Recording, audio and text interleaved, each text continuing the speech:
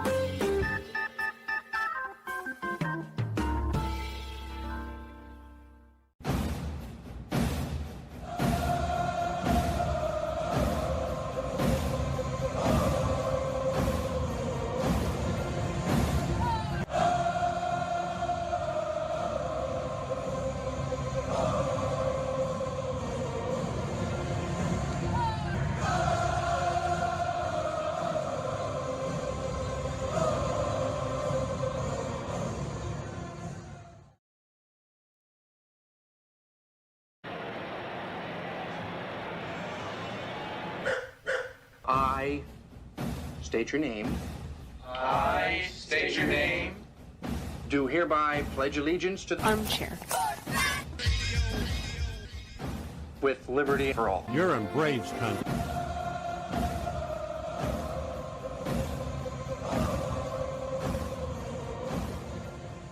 Ladies and gentlemen, please direct your attention now to the area in front of the pitcher's mound for tonight's ceremonial first pitch.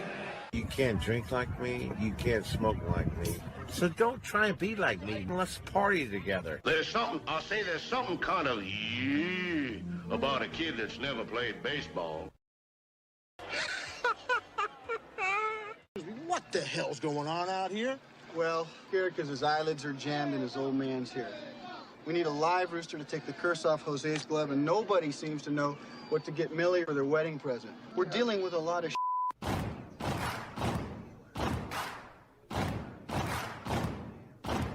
Baseball is a beautiful thing. It's more beautiful in an old park. It's asymmetrical and quirky. But even in a dome with artificial turf, it's beautiful. The way the field fans out, the choreography of the sport, the pace and rhythm of it, the fact that that pace and rhythm allows for conversation and reflection and opinion and comparison. In right field, the crowd is tormenting Strawberries, singing, Darryl, Darryl. first. Behind the bag. It gets through Buckner. Here comes Knight, and the Mets win. And there's a fly ball deep to left.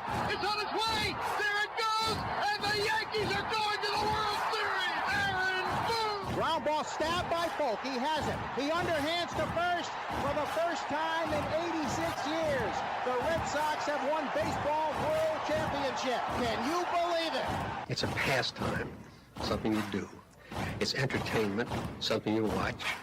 And it's a shared experience, something you talk about and read about. But you can apply those same three criteria to other things. What makes baseball special is that it's the best game that's ever been devised. Smith corks one into right down the line. It may go. Go crazy, folks. Go crazy. Sure as God made green apples, someday the Chicago Cubs are going to be in the World Series. A little bouncer slowly toward Bryant. He will glove it in front of Rizzo. It's in time. And the Chicago Cubs win the World Series. Cubs win. What a lucky break. The good Lord wants the Cubs to win. How can you not be romantic about baseball? If baseball is about caring, about loyalty and rivalry, Braves fans are on their feet hoping for some kind of a bleeder or a seeing-eye single. Here's the 1-2 pitch. Fastball hit high and deep down the right field line. It's going back, back, back. Is it fair? Is it zip, boom, bam, it's gone. Ram-a-lam-a ding dong, a 3-run shot, and your Atlanta Braves have taken a 1-run lead. She's gone, baby! There's a very peaceful thing. It was created and played in pastures and meadows. There's grass, there's outdoors, there's everything that people thought was American and feel about America you get in a ballpark. And it's the wonder of walking through that dark tunnel and seeing a huge open space where men play the little boy's game.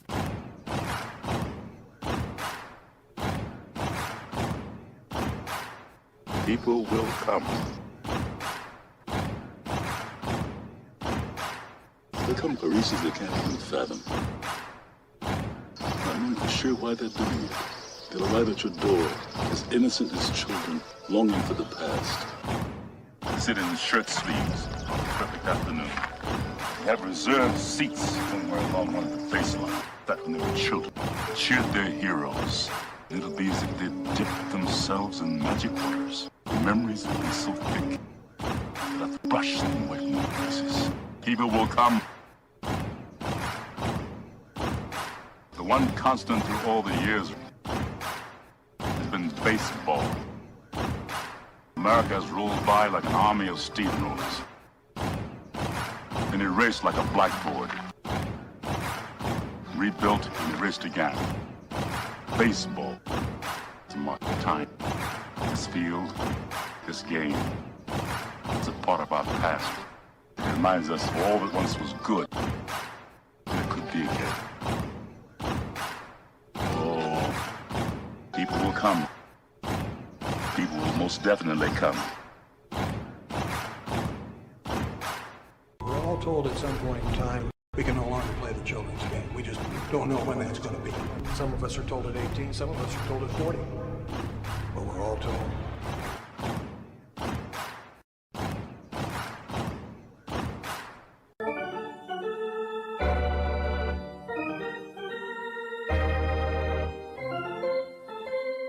I believe in the Church of Baseball. I've tried all the major religions and most of the minor ones. I know things. For instance, there are 108 beads in a Catholic rosary, and there are 108 stitches in a baseball. I prefer metaphysics to theology. You see, there's no guilt in baseball, and it's never boring. It's a long season, and you gotta trust it. I've tried them all, I really have, and the only church that truly feeds the soul day in, day out is the Church of Baseball. Which team do you play for? Well, I'm a... Well, I was just wondering, because I couldn't figure out why you would throw home when we've got a 2-run lead. You let the tying run get on second, and we lost the lead because of you. Touch them all, Joe. You'll never hit a bigger home run in your life.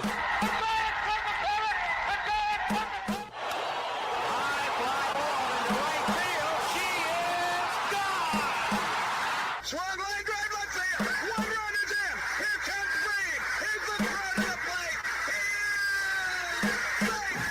You're in Braves country. If there's a bigger thing going on right now, I don't know what it is. We're down to one strike here. Gurriel, the last hope for the Houston Astros. Here's the 0-2 pitch. Swung on, bounced over to Dansby. Dansby fires it over to Forrest. And here comes the dog pile. Fire the cannons in the battery. Do the chop all throughout Braves country. Pop that top. Your Atlanta Braves have won it all. Here's a list of the players we'll be inviting to camp. I never heard of half of these guys. And the ones I do know are way past their prime. Most of these guys never had a prime. This guy here is dead.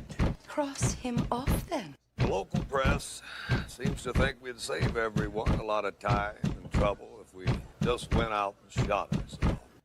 We got uniforms and everything. You know, you might think about taking Jesus Christ as your savior instead of fooling around with all this stuff.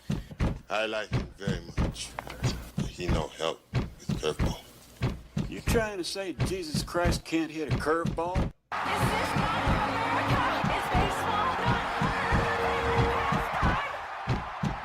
But I'll tell you, these fans are great. Listen to them. Hey, way to go, Rick. All of Ohio loves you. Come on, baby. Come on, Ricky. Come on, Ricky. The game doesn't stink. It's a great game.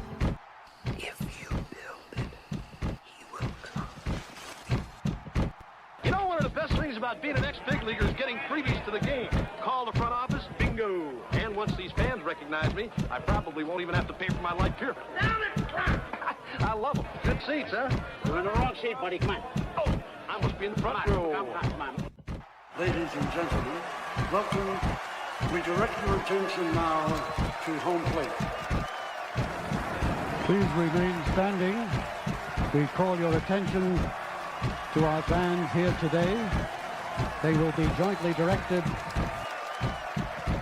And now, another fixture. Our national anthem.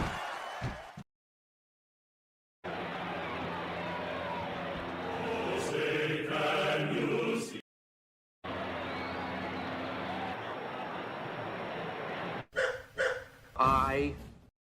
Oh, say, can you see by the dawn's early light what so proudly we hailed at the twilight's last gleaming, whose broad stripes and bright stars through the perilous fight for the ramparts we once were so gallantly streaming, and the rockets red the bombs bursting in air gave proof through the night that our flag was still there. Oh, say does that star-spangled banner yet wave o'er the land of the free and the home of the brave? At this time, ladies and gentlemen, we'd like to introduce today's teams as participants in this historic game. Play ball! Good seats, hey, buddy. He missed the tag! He missed the tag! He missed the tag!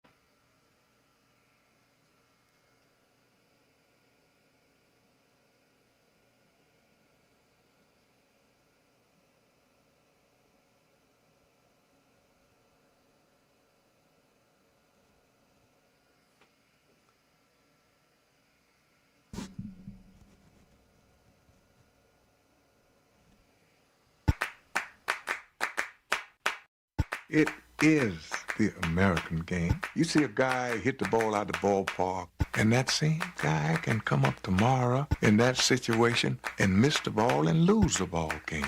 Can bring you up here, it can bring you down there.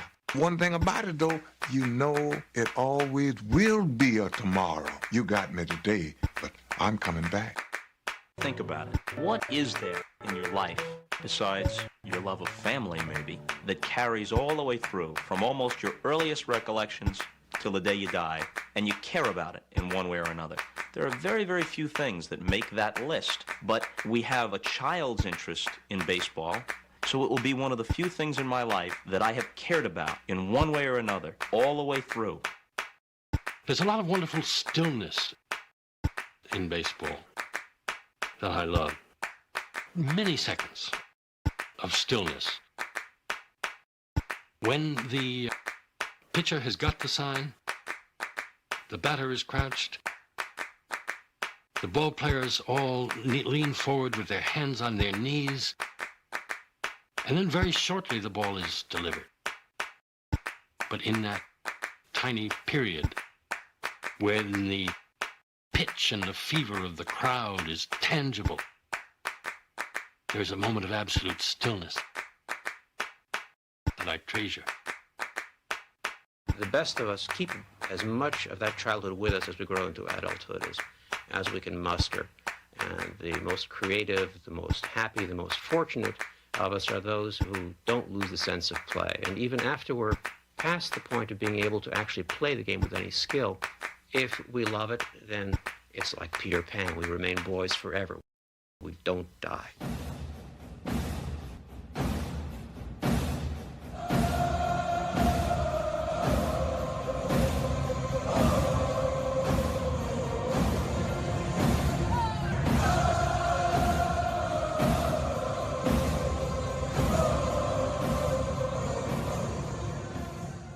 Ladies and gentlemen, we interrupt our program of dance music to bring you a special bulletin from the radio news. Sit quietly and we will control all that you see and hear. There is nothing wrong. You are about to participate in a great adventure. You are about to experience the awe and mystery. You unlock this door with the key of imagination. Beyond it is another dimension, a dimension of sound, a dimension of sight, a dimension of mind. You're moving into a land of both things and ideas. You've just crossed over into Adventures in Time and Space. We offer you Braves Country Radio, your home for the classic call of Braves Country Baseball. Hi, folks. Join us now for another Braves ball game. Yes, sir. This is the one we've been waiting for. This is it. This makes you feel like it's spring and baseball, no more measles, and free tickets to the circus. You're in Braves Country.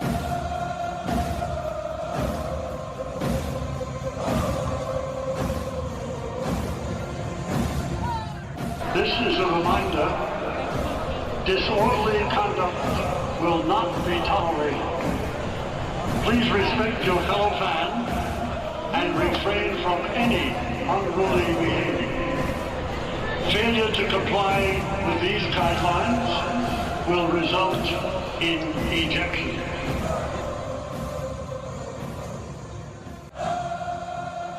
It's all mixed up with peanuts, tobacco juice, and a hearty feeling among the fans joshing each other. Always this raucous, good spirit. Everybody came to have a good time. The whole stands full of people all roaring. In baseball, never known this is where so instantly a whole crowd could be brought to its feet, roaring with delight over just a clean crack of a bat against the ball. A lot of room in right center. If he hits one there, we can dance in the streets. Line drive and a base hit. Just as they score the tying run. Breathe to the plate.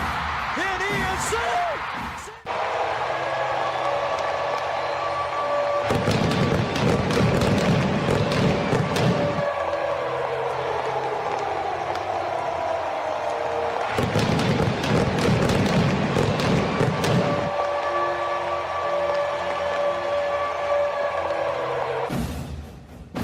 We're 1 out away, Braves country, from a trip to the World Series. Whatever superstition you've got, do it. The entire city of Atlanta, the entire South is standing on their feet, trying to will the Braves into the World Series. Here's the 1-0 pitch. And and swung on and ripped over to Dansby Swanson. Dansby's got it. He fires over to first. Baby, sound the trumpets. Do the job through the streets. Your Atlanta Braves are headed to the World Series, and the place is going bananas.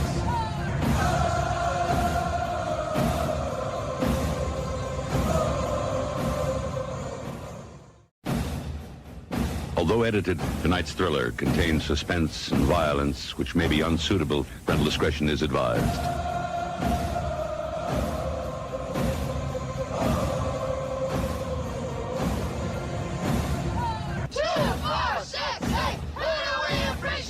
You're in Braves country.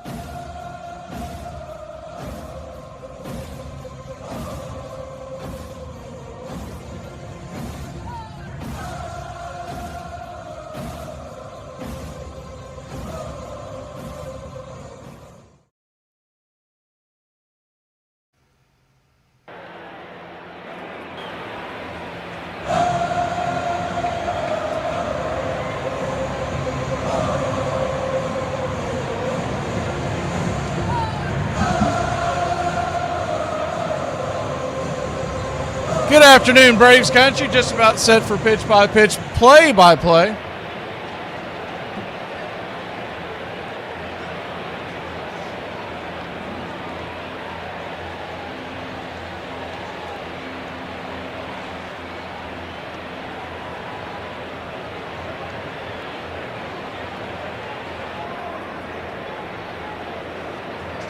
Bryce Elder versus Freddie Peralta.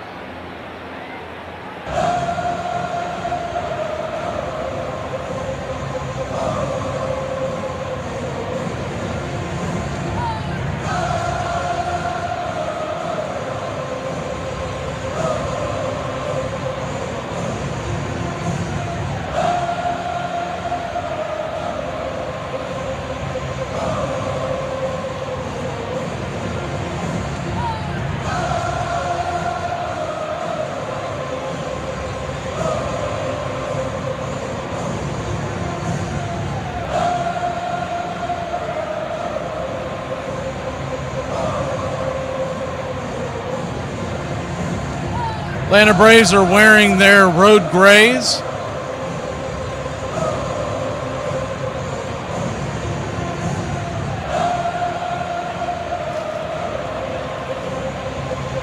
As soon as the 3D kicks in, we will bring it to you.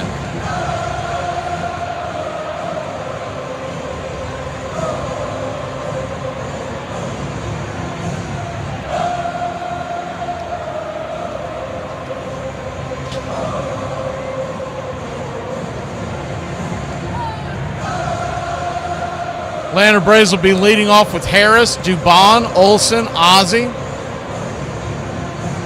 Then Dominic Smith, Austin Riley, Eli White, the Yaz, and Sandy Leone. On the Mets side of things, it'll be Carson Bench, Bichette, Soto, Young, and A.J. Ewing, followed by Simeon, Beatty, Melendez, and Torrance.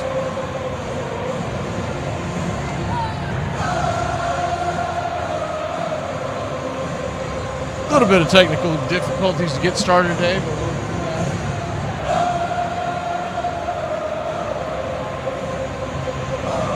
for you soccer fans, Germany has just taken a 2-1 lead over Curacao, 37 minutes in.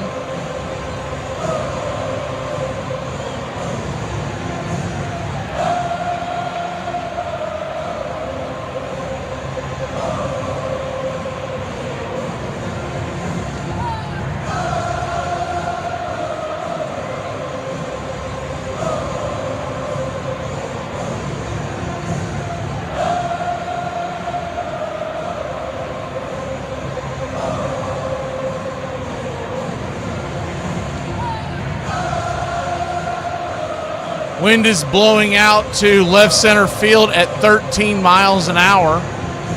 86 degrees here. Atlanta Braves are plus 112 on the money line. Mets minus 121 with Peralta on the mound. Our pick to click today, we will take Matt Olson and your Atlanta Braves to win this one 6-4.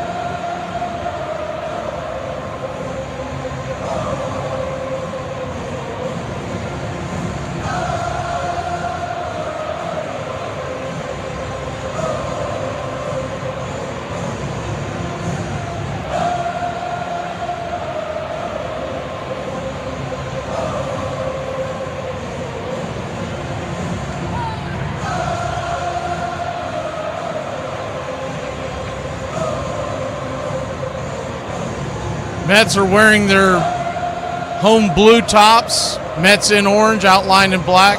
White pants with the pinstripes. Blue ball cap. Braves wearing the road grays. Atlanta across the chest in red, outlined in navy.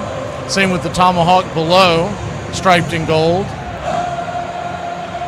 Numbers the same on the back and the names in navy. Navy ball caps and the white A representing the city of Atlanta and the Atlanta Braves.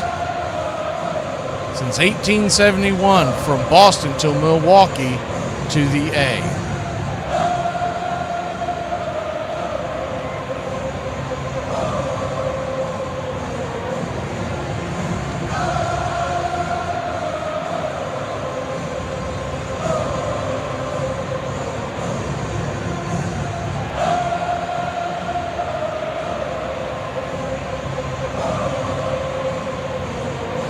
Michael Harris II set to lead us off.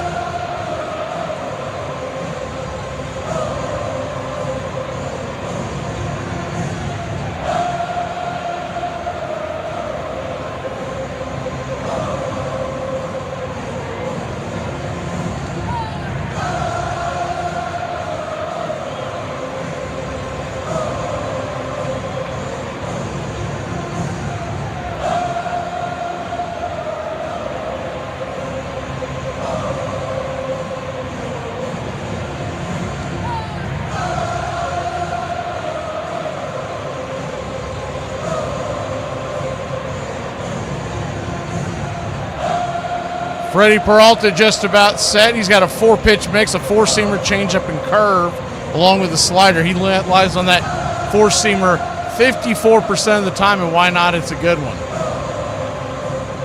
It looks like we're just about ready to roll. So let's go ahead and lift that curtain. Slight delay, not sure what's going on. I think there might have been some kind of a emergency for third base umpire Alan Porter, who was late getting out to the field.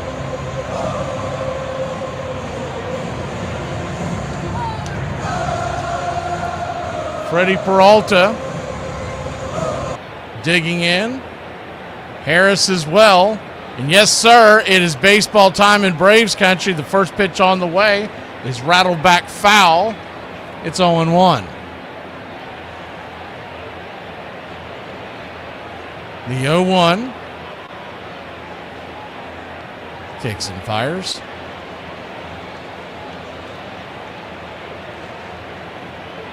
Right there at the knees, it's 0-2. I think we might be a touch ahead. I have to figure out what's going on here.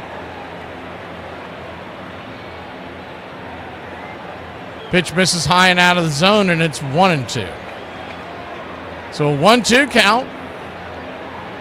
4-seam fastball misses. Up top and outside, almost pitch out territory. There we go, it's 2-2.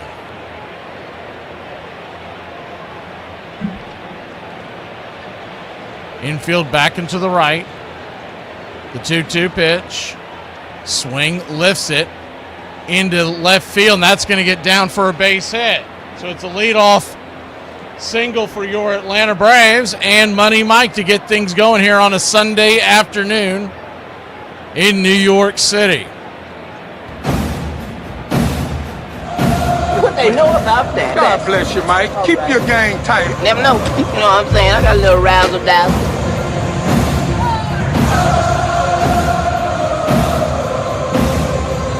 Mauricio Dubon, the batter.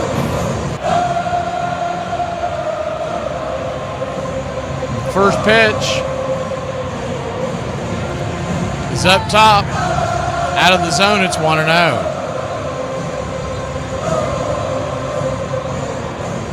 The 1-0. Kicks and fires, swing. That ball's sliced into right center field. That ball's down for a base hit. And your Atlanta Braves have first and second. Nobody out. But of course. One of life's finer pleasures.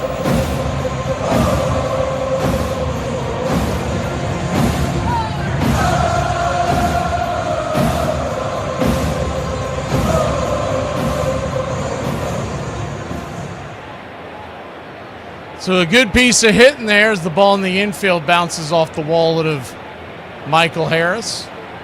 Righty-lefty matchup, first and second, nobody out. First pitch upstairs to Matt Olson is up top.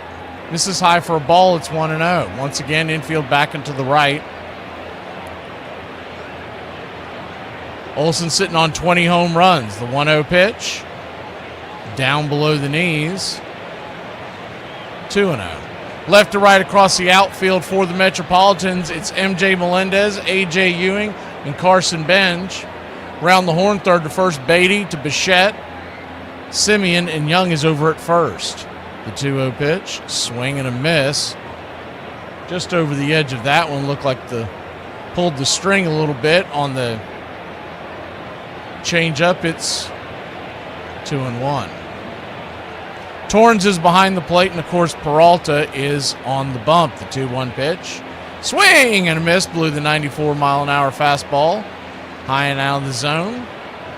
2-2. Behind home plate today is Roberto Ortiz, so buckle up. Alan Porter's at third. Bacon is at second, and Wolf is manning first.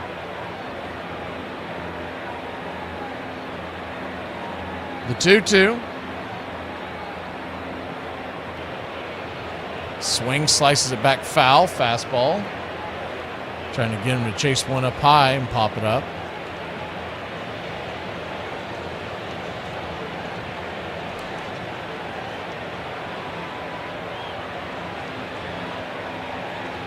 The 2-2 pitch. Inside. Four-seamer. And it's a full count. Standing on deck is Ozzie Albies. He'll be hitting from the left side with Peralta, the right-hander. The payoff pitch, swing, hammers it into right field. That's down for a base hit. Here comes the throw. They're going to slam the brakes on Money Mike. The throw's going to come behind. He gets back to third. Must have got a late start, though Benj does have a rocket for an arm. But typically, they're sending Money Mike on that. This is not watered down. This is Ice House. Now he got a good jump. They just didn't want to taste smooth as it gets. They didn't want to test Benj's arm there. So ducks all over the pond. Nobody out. 15 pitches in. Here's the first one on the way. High and up top for a strike, forcing fastball to Ozzie. It's 0-1. Bases juiced. The 0-1. Outside, curveball misses, 1-1.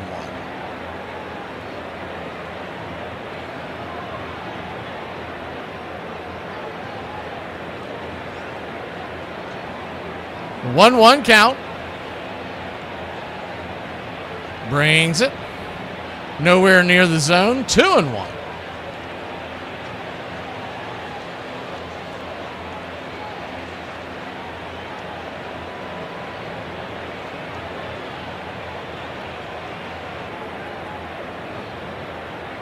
The 2-1 pitch.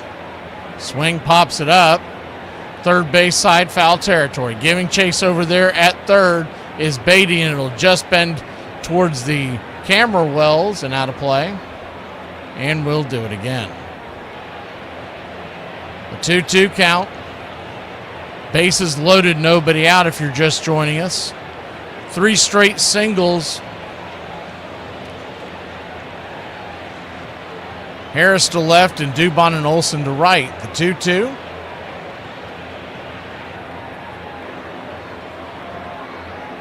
Brings it. Swing and a miss, strike 3, and there's one away. 1 down, bases loaded.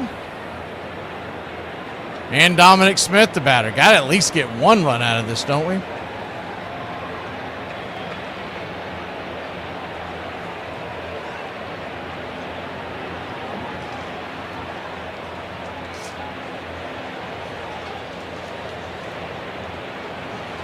Bases loaded, 1 out. Dominic Smith, the batter. The pitch. Upstairs for a strike. It's 0-1. Smith batting .288 on the year.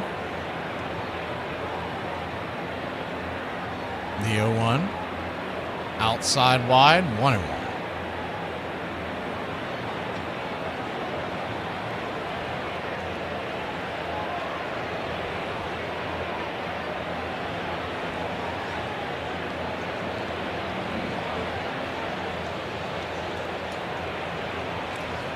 One is another changeup and another pitch well outside.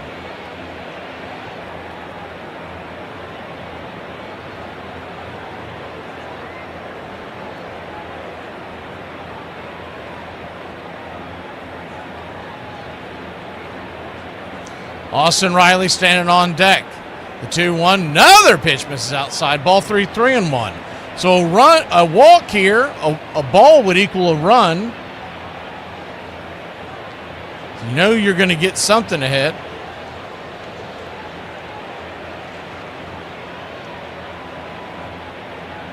The 3-1 count. Swing, rifles it back foul.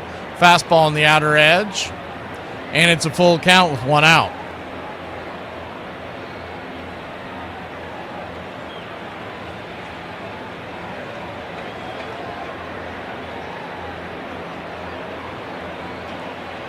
Bases loaded, 1 out. Dominic Smith bearing down with a full count. Here's the payoff pitch. Freddie brings it, swing, lifts it into left field, and that should be enough to get Harris home. It is, and the Atlanta Braves get the 1-0 lead. Good piece of hitting there by Dominic Smith, making sure to advance the runner home. And good hustle by Money Mike. This is a time for leaders to step up. Make us believe again.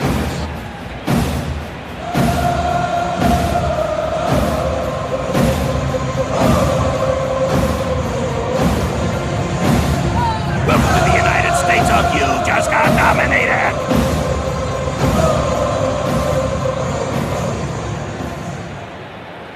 Righty-righty matchup now. Austin Riley, the batter, first and second, 2 outs. The first pitch is down below the knees. Taken for a ball. Good take, a slider that misses low. It's 1-0.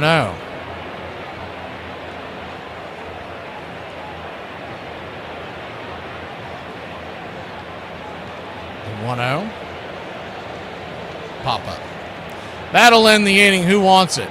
Second baseman over there, Simeon, will make the catch. And Austin Riley continues to hit way too high in this lineup.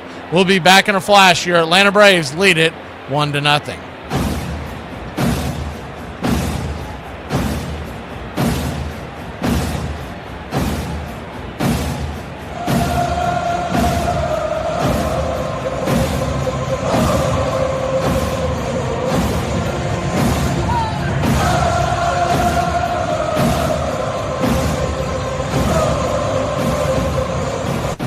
Where do you come from? Where do you hail from? You're in Braves country.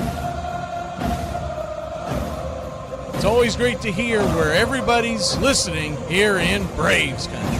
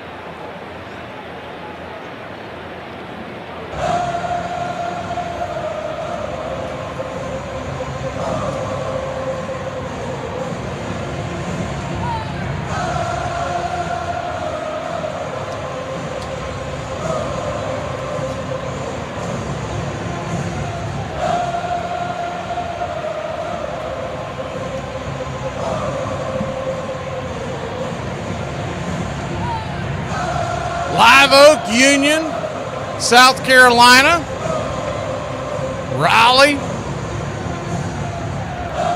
Columbia, South Carolina, Walthourville, Georgia. Don't blink, you might miss it. First pitch on the way, righty-lefty matchup. Bryce Elder goes to work and misses outside for a ball. It's 1-0. Braves lead this 1-0, but should have had a lot more on the board as the 1-0. Inside 2-0. Hopefully that doesn't come back to bite you, but it normally does, especially against a good pitcher like Freddie Peralta. When you have a chance to put runs on the board early, you got to do it. The 2-0 pitch.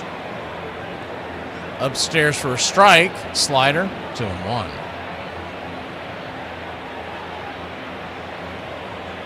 Two 2-1 count. Infield back and to the right. Pitches inside. Misses. So they say. That probably should have been challenged, but Sandy Leone has not been great back there. He's probably starting to doubt himself. The 3-1 pitch. Right there, P at the knees, 94-mile-an-hour sinker. And it's a full count. Full count to get things going here. Bo Bichette standing on deck. The payoff pitch, nowhere near the zone, ball 4. So Bryce Elder's command troubles continue in this start as he walks the first batter once again. Braves lead it 1-0.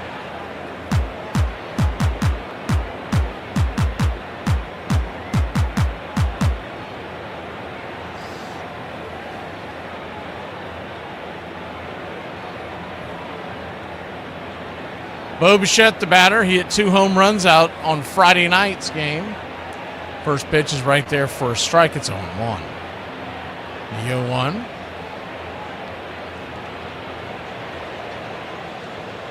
Elder comes set. Brings it.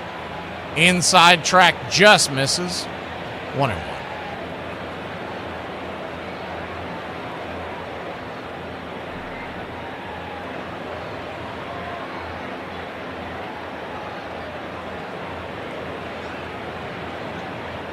The 1-1 pitch, swing, rolls it down the line, foul, 1-2.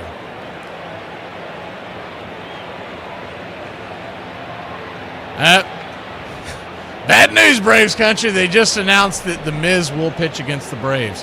That'll be Friday night. You don't want to miss that game. A lot of strikeouts. The 1-2 pitch upstairs, misses high, and it is 2-2. I think they're giving him an extra day of rest. That's what I was worried about because he went 9. They're giving him a full week off. The 2-2 pitch is laced into left field, down for a base hit. And the Mets have runners at first and second. The Mets have nobody out. See what they do with their opportunity.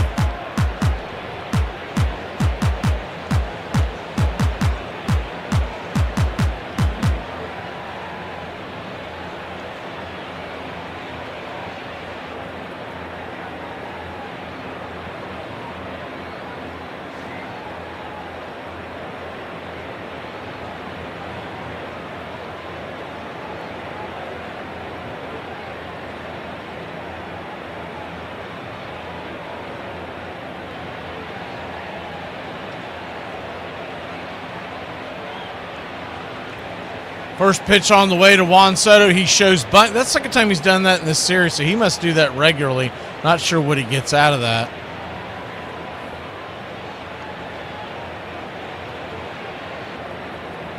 One 1-0. Righty-lefty matchup. The 1-0. Drops a bunt down, and they're going to fire it to third. That's going to be an easy 2-5. One away. That is a head scratcher. I just assumed that was for show. You've got the guy you spent $765 million down, $765 million on, and you have him drop a bunt here. That had to have been a play that was put on because he did it 2 in a row. If a player's trying to do that to be cute or whatever, and he doesn't make contact in that first attempt, he normally just goes back to the drawing board.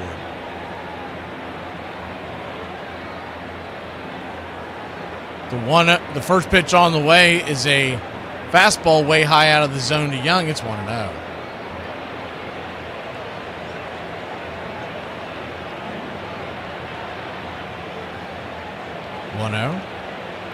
Misses high.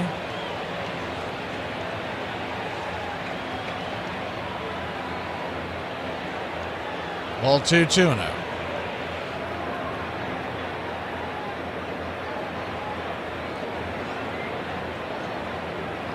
The 2-0 count.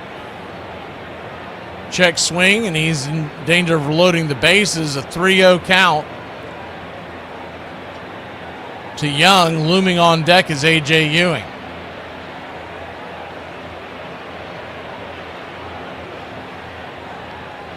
The 3-0 just grabs the outer edge. Four-seam fastball, 3-1.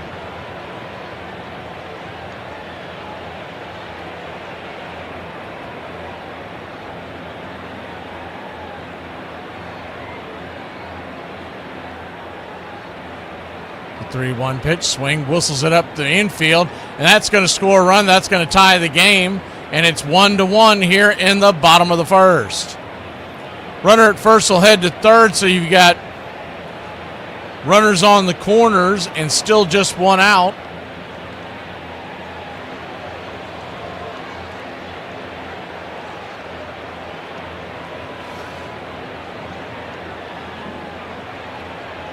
And so Bryce Elder stubbing his toe out here after getting an early 1-0 lead.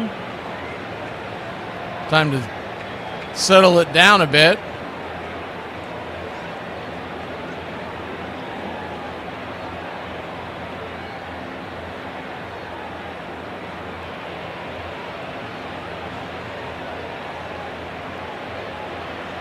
Hefner goes out there for a quick powwow on the mound. Runners at the corners, one out. A.J. Ewing, the batter. Righty-lefty matchup. 1 home run, 657 OPS. He shined quite a bit with his gloves so far, but they do have high hopes for him offensively. The first pitch to A.J. drops a slider down and in for a strike. It's 0-1.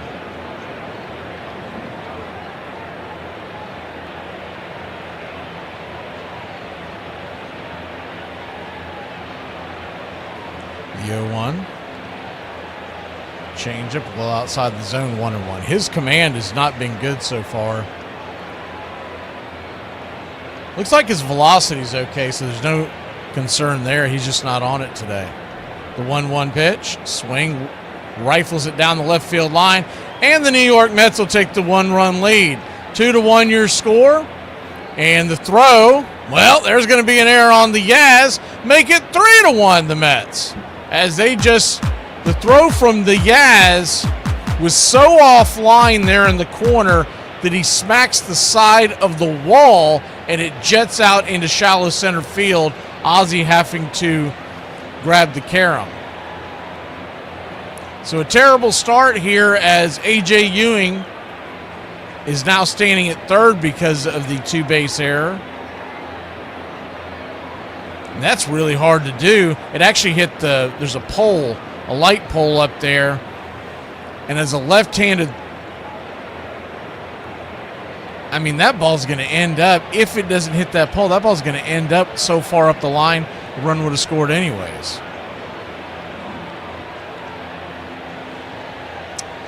So Mendoza's coming out here. Now they're going to have a powwow. He's trying to get another run on the board is what he's trying to do. What he's trying to do is he's trying to say that there should have been an extra base on there because the ball technically went out of play. Was AJ already? Yeah, he was already at second. He's actually got a strong argument. So it may be 4-1 when it's all said and done, but maybe something that they can't challenge, not sure.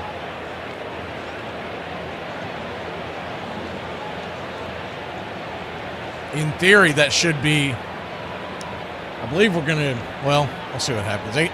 Alan Porter's the crew chief, so you don't have a lot of faith in what he's going to come up with.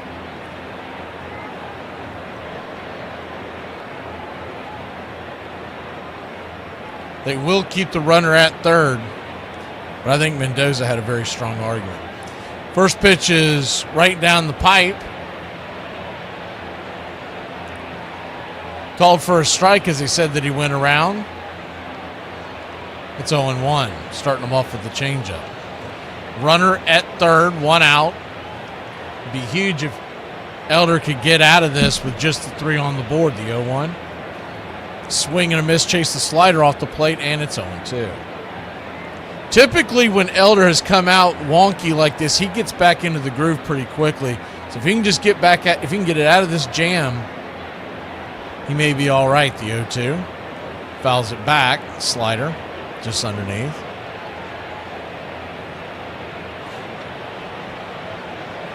Dylan Dodd already warming up. That is not a good sign. Well, he's up and stretching. He hasn't thrown a ball yet.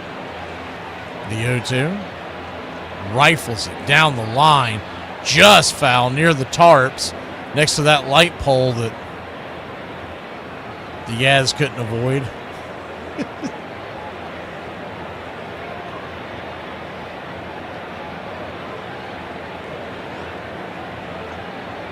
The 0-2 count. Misses high, 1-2.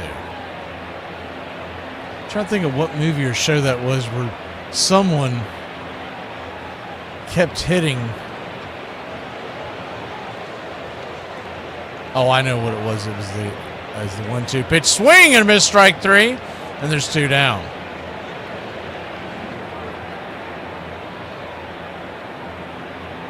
I think a couple of shows have done it, but where they're trying to learn to ride the bike and they keep running into the same sign or post because it's in their sight. And I think the first one to do it was Frazier, but his bicycle keeps veering off to this post well in the distance because he can't keep his eyes off of it.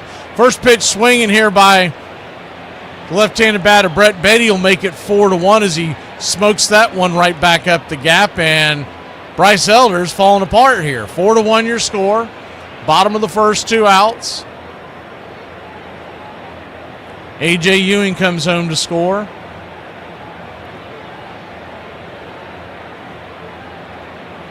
Just got way too much of the plate there.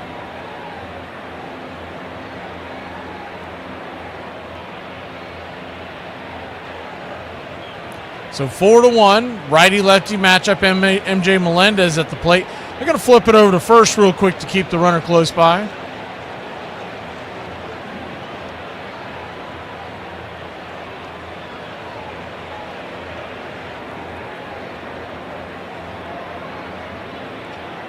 First pitch, it's a 4-seamer right there on the outer edge. It's 0-1. The 0-1.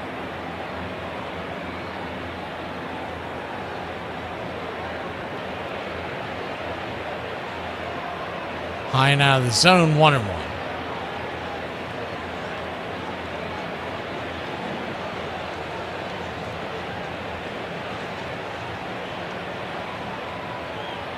One to Melendez. Braves trail 4-1.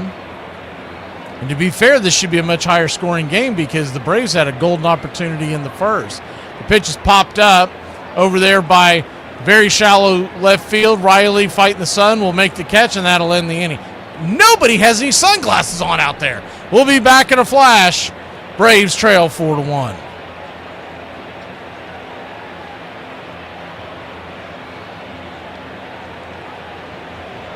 I love when my own brain decides to ruin my own day. Like, whose side are you even on, man?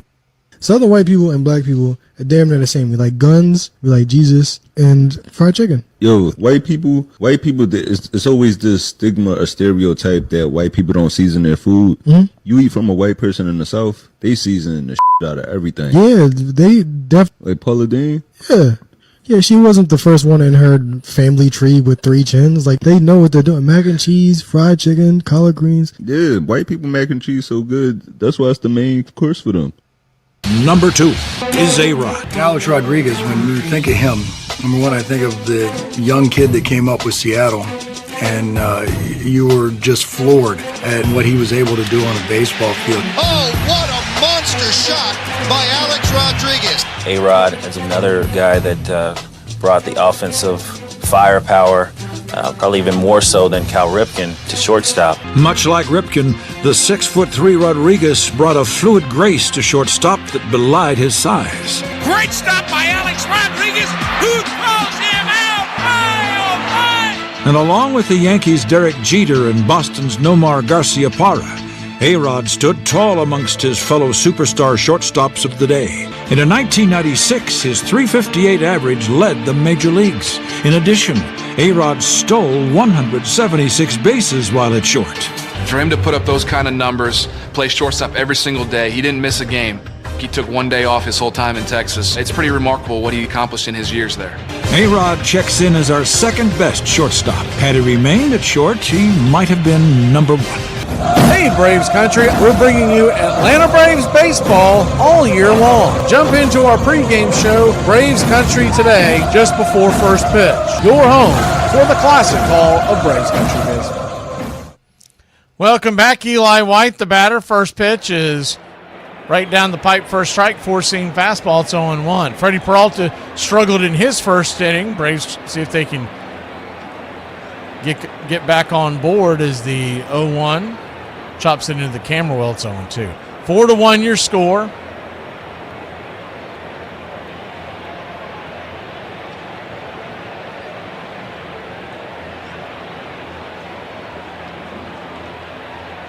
Just getting going here in the top of the second inning. Mets lead. Braves had the bases loaded in the first inning. Came away with just the sac fly RBI as the 0-2 outside, way outside, 1-2.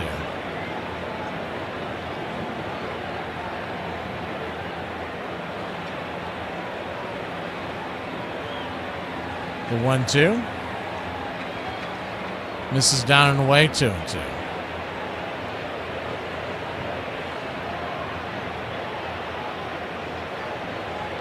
Good to see you, Bobby B, Ashleah, Mark Ricky Ricardo as the 2-2. He'll punch that back foul. Might have been off the plate a bit, but he's just trying to protect the two strikes. No, I saw Iron Lung and PETA and JC. Willis. What you talking about, Willis? The 2-2. Swing. Hits it up the middle. Grabbed by Bichette. He'll fire it to first. Eli busting it down the line, but he'll be out by about a step, and there's one away.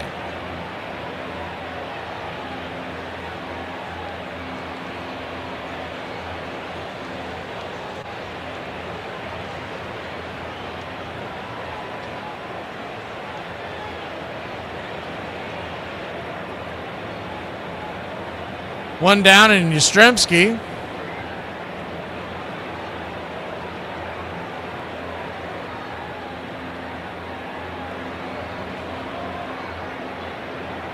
Takes the first pitch inside for a ball. It's 1-0.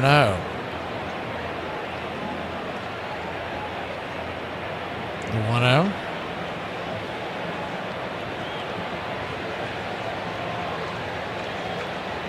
Drops the curveball in there. 1-1.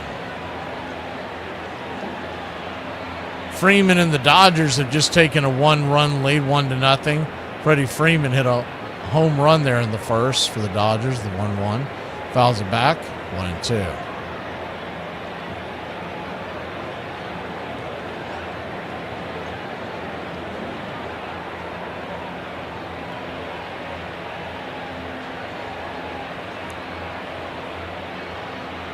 Good to see you, Derek and Chris. D, the 1-2 pitch, swing. And he'll dribble it over to first. Yaz hustling down the line, but he'll be out. G3, 2 down.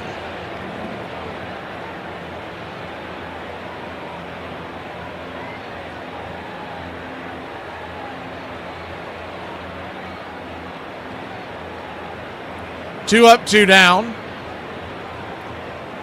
And the number 9 hitter, Sandy Leone, comes to the plate.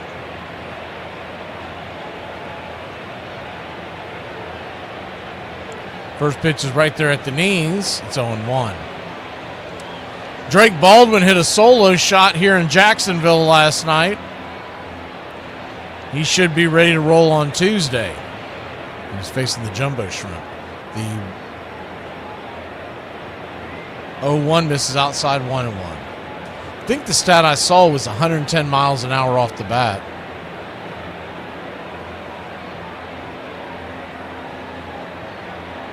The 1-1 to Sandy. Swing, rifles it foul, but that was a hard hit ball, but just foul going down the line.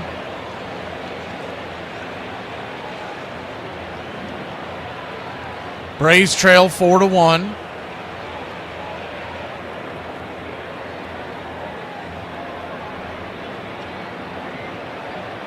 Pitch on the way. Drops the curveball.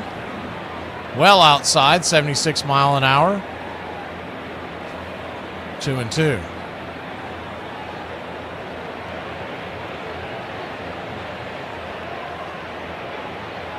The 2-2 pitch. Swing! Fouls it back.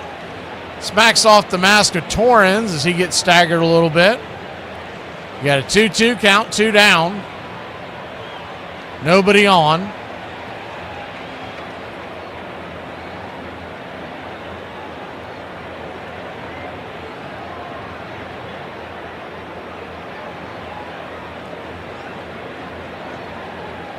He also caught 7 innings in Jacksonville last night, too, the 2-2.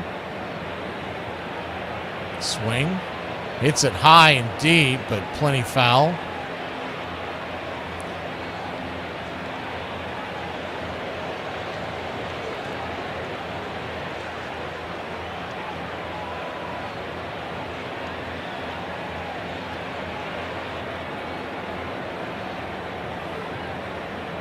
Two-two count. In the dirt. Ball 3-2. The 3-2.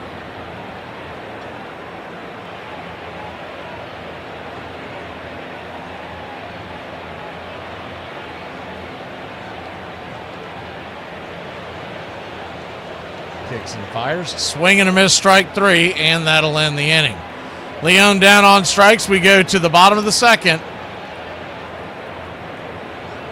Trailing 4-1. And today they were telling me that my son has a Halloween parade at his school where all the kids at his school, they dress up in their Halloween costumes and they walk around the track for however many minutes. And the parents come and they video and all that. And I was there for it last year because it was on a Monday. And my wife was telling me that he had that today. And I said, well, why didn't you guys tell me anything about it? My wife said, well, I knew you had practice and meetings, so I didn't think you're going to be able to come. And then my son said, and it's also because you're 2 and 6 and you need to be in the office working. So I can take criticism. So please don't think that, because I get it at home worse than I get it on social media. Hey, what'd you just call me? I called you an alcoholic. Well, why would you call me that? Because you're like, after we're done here, let's go have a beer. And I'm like, you've had a lot of beers this week. And you're like, well, there's a lot of reasons to have beer. Like, our daughter shot a deer, so every time we shoot a deer, we gotta have a beer. Yep. And then I've been stressed out a little bit, so I had a beer that night. And I'm like, yeah, that's coming from like the mouth of a true alcoholic. Like, it's raining, I gotta have a beer. I went and got the mail, I gotta have a beer. I mean, yes, I'm having a beer, but are you going to have a beer with me? Well, of course, I can't let you drink alone now, can I? All right, 2 Busch Lights.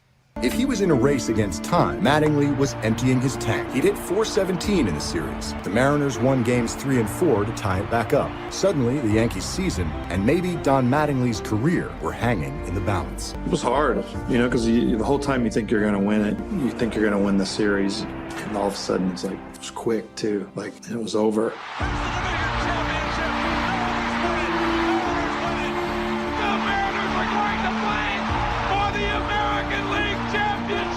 It was so devastating, the way that we kind of went down. That last hit, Edgar, Gerald throwing that ball, and then having Griffey score, and then it was like all of a sudden, poof, it's gone.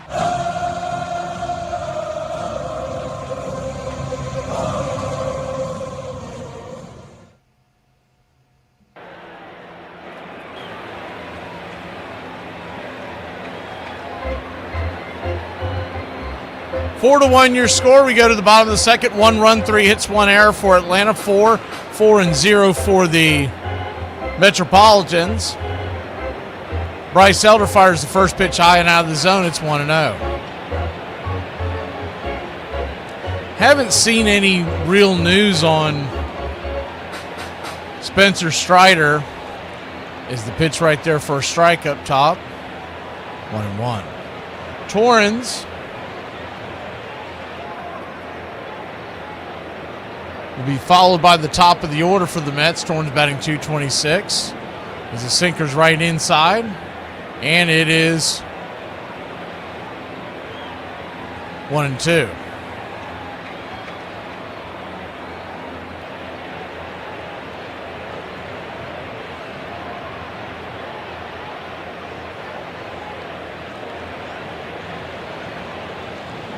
One-two.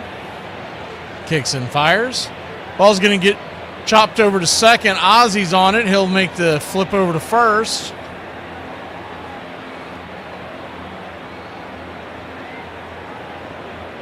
Four to 3 put out, 1 away.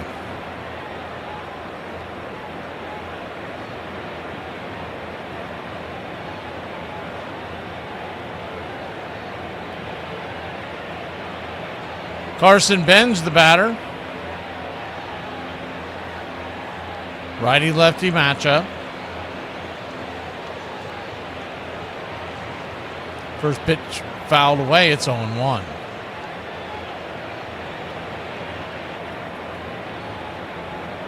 Infield back into the right.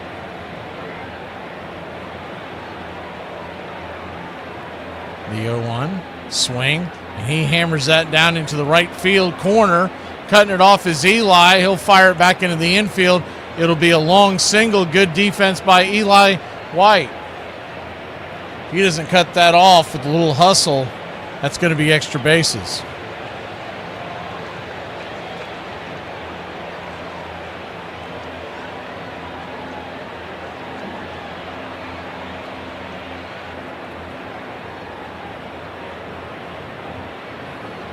So 1 on, 1 out.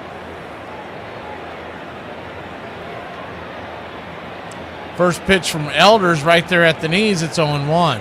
Bo Bichette, the batter. 2 home runs on Friday night. He's 1 for 1 with a single here in today's game and a run scored. The 0-1.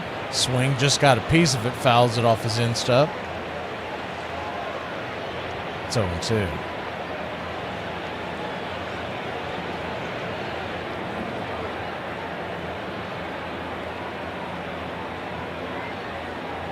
The 0-2 count, runner at first, 1 out. Elder brings it. Swing and a miss, strike 3. And there's 2 down.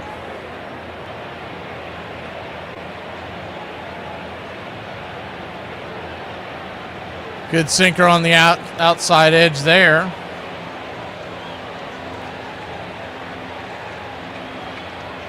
And Juan Soto, the batter. Righty-lefty matchup. The first pitch to Soto. Just misses the outer edge. Called for a strike. Soto doesn't like it, but he did not challenge. It's 0-1. The 0-1.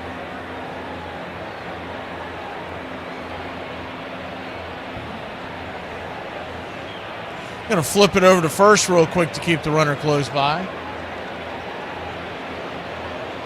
Benj back in plenty of time.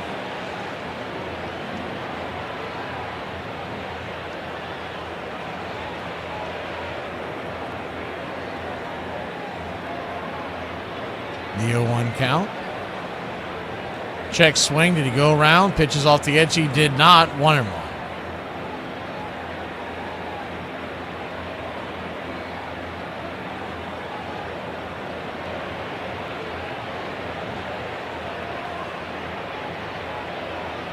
The 1-1 pitch. Upstairs, cutter misses just high. 2-1. 2-1 count. Standing on deck is Young. In the hole is A.J. Ewing. Braves trail by 3, 4-1, still early here in the second inning. The pitch, swing, rolls it over towards Ozzie at second, past the diving glove of the Wiz, and they'll have runners at first and third and 2 outs. They were playing Soto to pull, so Ozzie had a long way to go there. And he tried to knock that ball down, but it was just past his diving glove. Even if he stops that pitch there, stops that grounder, he's not going to be able to get anybody out. So the Mets did get the extra base because it got past the defense, but he would have never gotten Soto or Benj for that matter. Benj can fly. Righty-lefty, first pitch to Young is way high out of the zone. It's 1-0. Elder once again not hitting his spots. 44 pitches into the day. He's got 2 strikeouts, 6 hits. Most of those are because the ball's just getting way too much of the plate. The 1-0 pitch. Inside. Sinker misses to him. I don't know about y'all, but I'm ready to get out of this dump and head back to Atlanta. Braves will be hosting the Giants on Tuesday night. The 2-0 pitch. Check swing. Peppers it foul over the third base dugout. 2-1.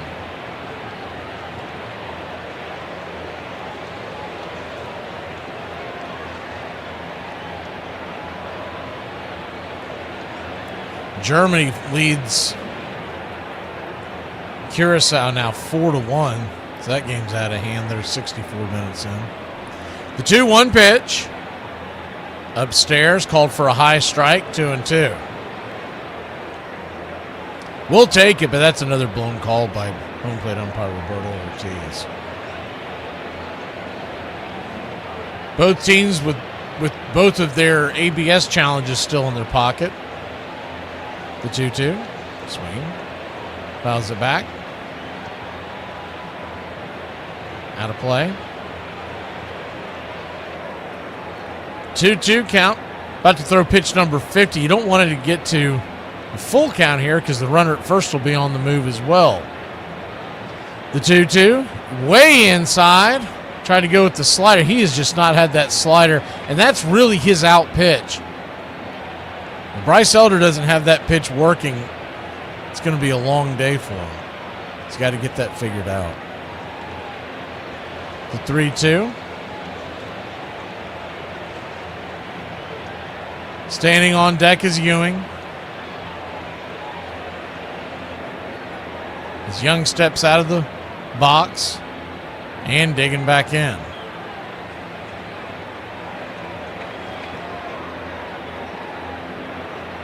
The payoff pitch.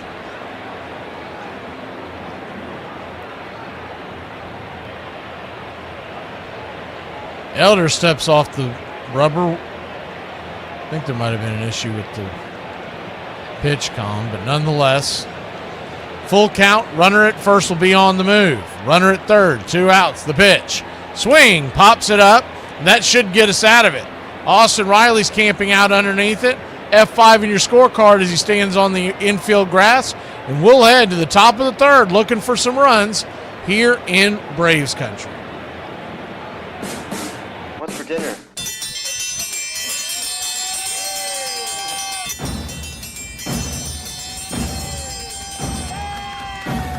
Hey, Chef, what's for dinner? My favorite. What's for dinner? Get in my belly! Blob, the Blob, Blob Barker, Blob of the Hut, and Rub-a-Dub Chub. What do you want for dinner? I don't care. One large jambalaya, please. Jambalaya? Biggie can't fit through doorway. Oh, this is fantastic.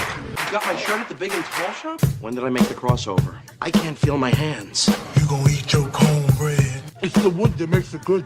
Oh my God, I'm fatter than the skipper. No and then. And then. No and then. And then. No and then. And then. No and then. And then. I refuse to play your Chinese food mind games. You sure you know what you're doing? Yeah, Chinese food seems kind of complicated. Well, maybe for a less experienced chef. That ketchup? It's just a base. You don't understand cooking. Hey, you know what? I just figured out what I want for dinner. A nice hot bowl of shredded stew. Gazpacho, por favor. Por favor. I'm part Spanish. Adios, muchacho. Maybe you're getting cheese ball syndrome. I love broccoli. It's good for you. Then maybe you'd like to have a piece. Vile weed! Hurry up and munch those fries. We've got to get back to work soon. One large crab bisque to go. You want bread? You're pushing your luck, little man. You know what? I'm sorry. I've had shut-in stew before, and it sure as diddly didn't taste like that. I'll tell you what, a refill on this delicious exotic tea. That's duck sauce. That is good. We're trying to lose weight. Fatty McButterpants. Lay off me, I'm starving. I'm gonna order us some pizza. A little neighborhood joint called Domino's. Domino's? Everybody enjoying the food so far? Oh my God, yes. We're gonna come tomorrow night and every other night for the rest of our lives. Oh, and don't cheap out on the tip. We all know you're loaded now. What's for dinner?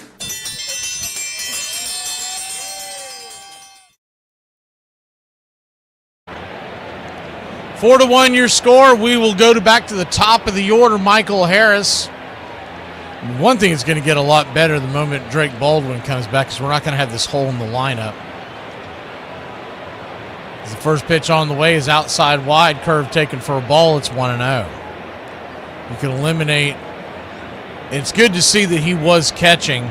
So Drake Baldwin is expected to catch on Tuesday when he comes back to 1-0. Outside wide 2-0. And I do believe there's a good chance we're going to get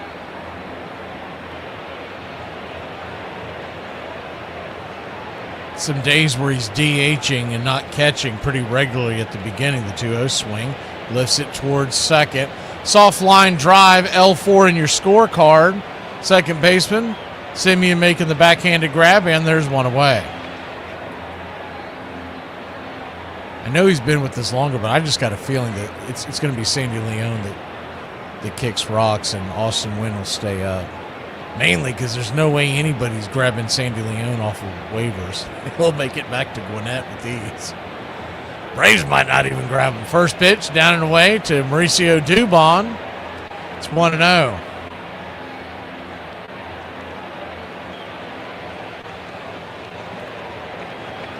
The 1-0. Swing, pops it up. Back out of play. 1-1. It's not realistic to think you're going to go the whole season with all these, consecutive series wins. That's just not how Major League Baseball works. But it's great to get out to that big start, so if you do drop a series to the Mets, it's not crippling. The 1-1 pitch, swing, rolls it towards in front of the mound. Jumping on is Peralta. He'll fire it to first, and it is a 1-3 and quickly 2 down. This game's far from over, but if we do drop the game, Braves sit at 46-24 right now, and 24-13 on the road. You got to love the beginning of this season for the Braves. And they'll come home and try to get better, hosting a San Francisco Giants team that they should win that series, especially at home. People don't realize it, but road series in Major League Baseball, they're always hard to get. Braves have just played incredibly good baseball the first couple of months of the season. First pitch to Olsen. Down and in. Slider taken for a ball. It's 1-0.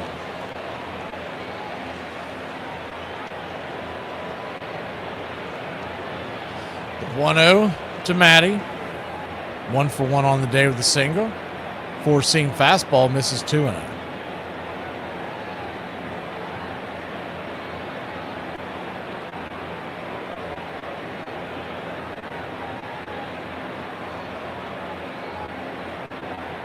Pitch, drops a curveball in there, 2-1. You would think J.R. Ritchie gets the first chance in the Braves rotation to take over for Strider. Strider was supposed to be getting an MRI, and that's why I was saying that we didn't see anything yet, is the 2-1 way outside the zone, ball 3-1. We've yet to see an update on whether or not he's going to need any kind of surge or anything like that. That's what the MRI was supposed to reveal. They may be waiting until an off day to look at it closer. The 3-1 fouls it back, full count. Or they may be waiting until the end of this game to drop bad news on us. You never know how they want to work that. Something tells me they already know. J.R. Ritchie should get a chance to start in the rotation this week. And then remember, Hurston Waldrop is on his way back too. He still needs to be stretched out a little bit. The payoff pitch, swing, swats it up into right field. That'll be an F9 your scorecard, and the Braves go down 1-2-3 in the third. We go to the bottom of the third. A.J. Ewing leads it off for the Metropolitans here in New York.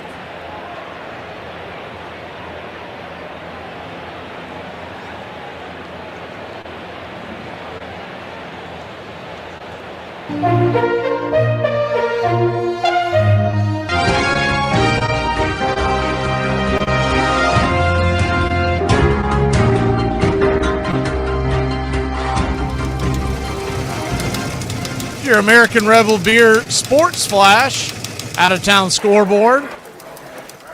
Marlins lead the Pirates 3-1. They're in the top of the 8th. Padres 2-0 over the Orioles.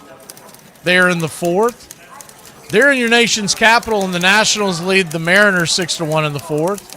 Yankees 2, Blue Jays 0 north of the border. Diamondbacks 1-1 against the Reds, bottom of the 3rd. In Kansas City, Missouri, the Royals lead the Astros 1-0 in the 2nd. Minneapolis, Minnesota, Twinkies and Redbirds are scoreless in the 2nd. Dodgers lead the White Sox 1-0 as they head to the 3rd. And the Brewers lead the Phillies. Good news there, 1-0. They're in the 2nd. They so far have split their series as well.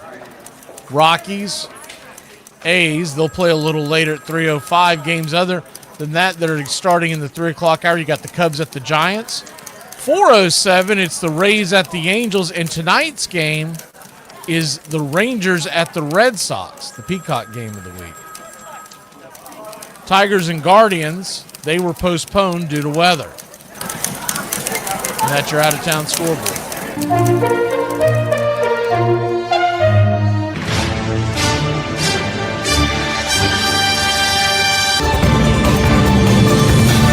Cover the point spread, cover the point spread, cover the point spread, cover the point spread. First pitch on the way to start the inning from Bryce Elder is a strike on the outer edge to A.J. Ewing. It's 0-1.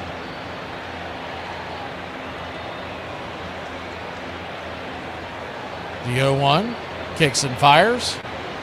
Four-seamer looked like it might have hit the spot, did not get the call. 1-0.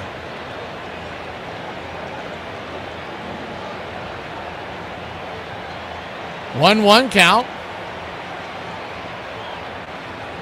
Swung on and lifted into center field, and it's a leadoff single for the Mets.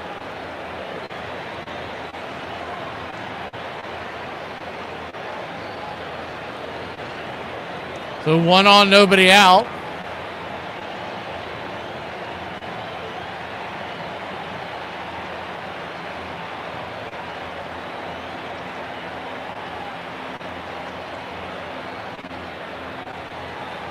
Marcus Semien, the batter. First pitch on the way. Line drive over to Dubon. And he'll fire it back over to first. Almost doubling up the runner. Did not get it over there in time. 1 down. Good play by Dubon. Almost pulled a double play off. Ball looked like it was heading for the outfield. Dubon had to leap, grab, and flip. The speed of Ewing got him back to first in time.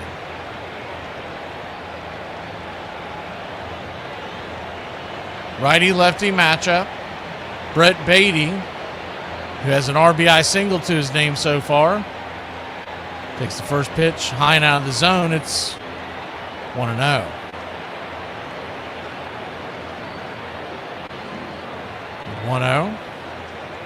Elder. This will be pitch 59 of the day. They flip it over to first real quick to keep the runner close by.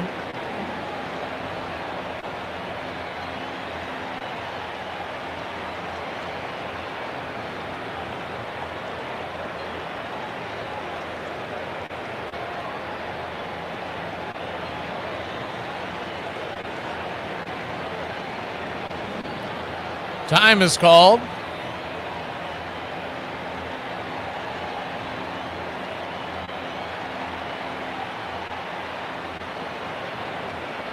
Beatty stepping back in.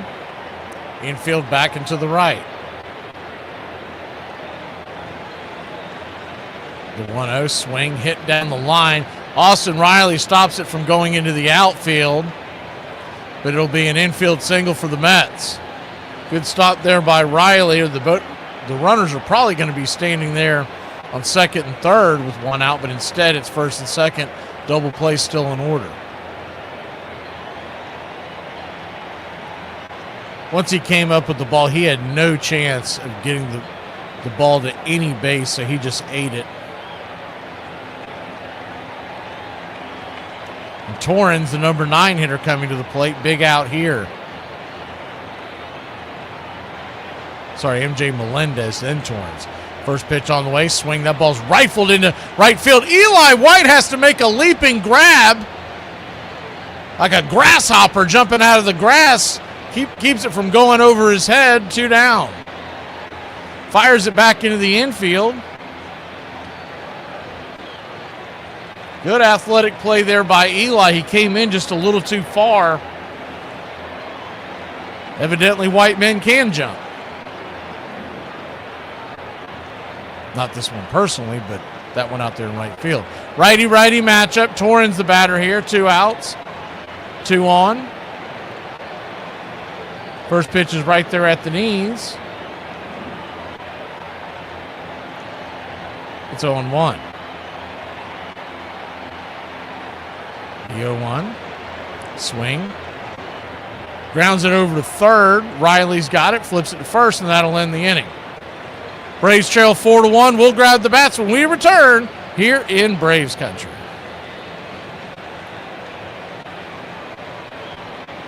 We are going to be translating today from some Gen Z slang to some millennial slang. We're going to start off strong, and that is Riz. Boy got Riz. You know what we said as millennials? Boy got swag, right? Like Riz equals swag. You're welcome. It came from charisma. Makes a lot more sense when you realize that. They say it's giving. You know what we said? I can't even. Same thing as it's giving. They say less. Honestly, millennials, let's be real. We said say no more. Gen Z says cringe. We said ratchet. That's all I have for today. But if you have any more terms that you need translated into millennial, just let me know so you don't sound like a boomer.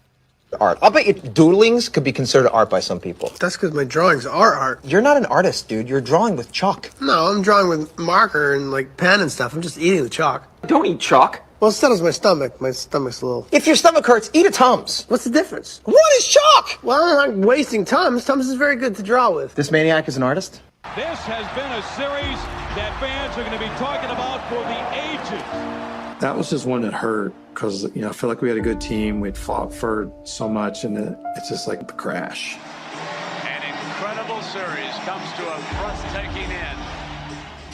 There was a strange dichotomy in the clubhouse after that game. Buck Showalter in his office, after he talked to some reporters, like if you walk by the door, he was crying. Jack McDowell and David Cohn were crying. Mattingly, I remember sitting there and dealing with wave after wave of reporters, and of course, he wanted to win, but there was a little bit of exhilaration that he had finally gotten there. He always wanted to know, can I perform in this forum? And as much as winning was the most important thing, I think there was this self-pride. I didn't go out on my shield. I went out still being able to play at a decently high level. It felt like that in retrospect a little bit.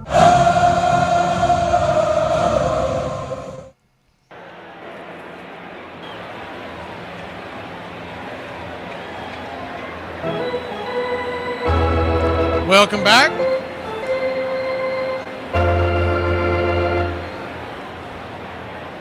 Four to 1 your score. Ozzie Albies the batter. First pitch on the way is popped up foul, back out of play. It's 0-1. Righty-lefty matchup. Infield back into the right.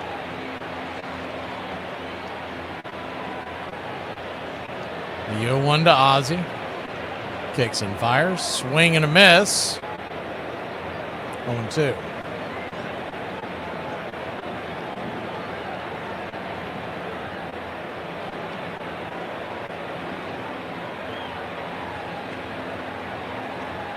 The 0-2. Down and in. 1-2. Ball rolls away. Every corny celebrity is out celebrating the New York Knicks winning the championship last night. I mean, these people have no tie to New York. You see them rocking the Knicks gear. The 1-2.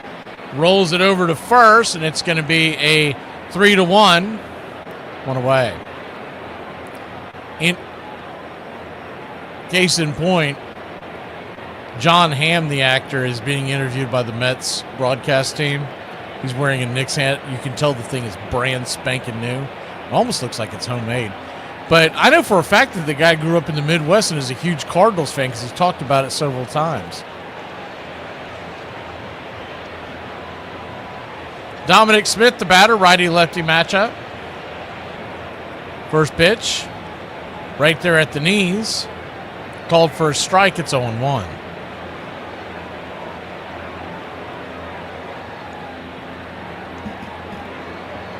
The 0-1. Kicks and fires. Swing. Rolls it over to second. That'll be an easy 4-3, and there's quickly 2 down. Freddie Peralta cruising through the Braves lineup since that rocky beginning to the inning, or the game, the first inning. Gave up 3 hits and a run. He has given up zilch since. He has 2 strikeouts. Braves 1 run, 3 hits, 1 error. Costly error by Yastrzemski as he hit the pole down the left field line, trying to throw the ball back in. The first pitch swinging by Austin Riley. Pops it up. Bending. The ball's dropped by Bo Bichette. He was up against the tarps and just fumbled it. And it's 0-1. Maybe that'll give the Braves some life. Maybe Riley can make him pay. Ball just snow-coned in and out of his glove. 4-1 your score. Mets lead the Braves. Rubber match of the series. The 0-1. Check swing, went around on a pitch about a foot outside the zone. It's 0-2.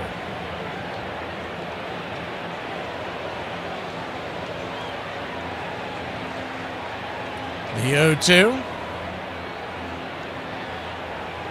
Peralta pops it up. Can of corn. F4 in your scorecard.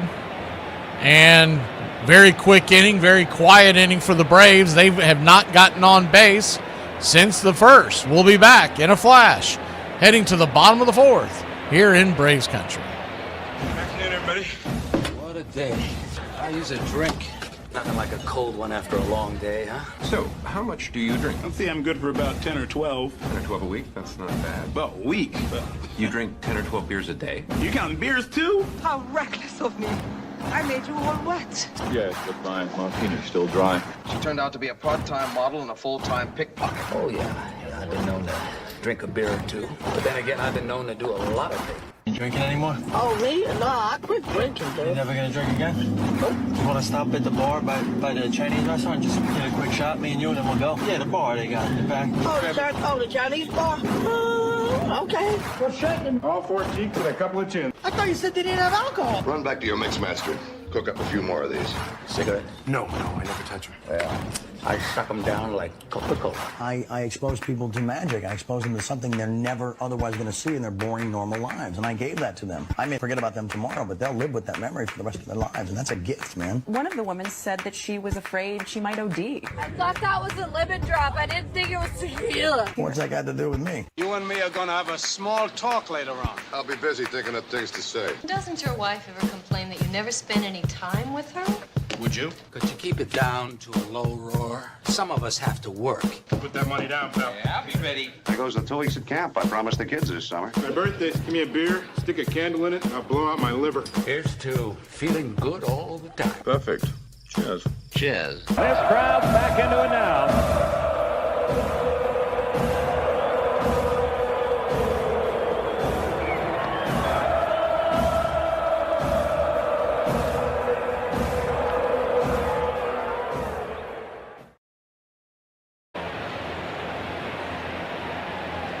Feel better, Willis.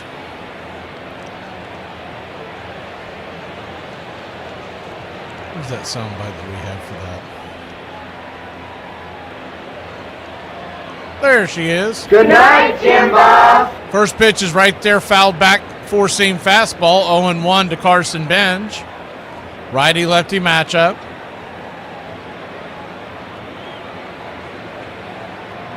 The 0-1, down and away, 1-1. 1-1 count, Braves trail, 4-1. 1 run, 3 hits, 1 error for the Bravos, 4-8-0 for the Mets. The 1-1 misses high, 2-1. Cutter misses.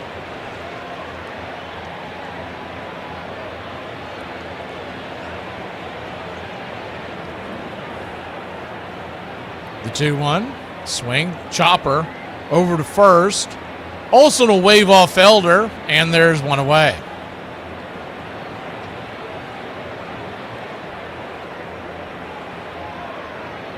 When he's ready to roll, assuming he's what we saw at the end of last year, honest engine, Hurston Waldrop's going to be an upgrade from Spencer Strider.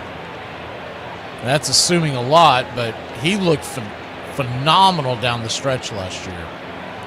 Righty-righty matchup, first pitch down and away.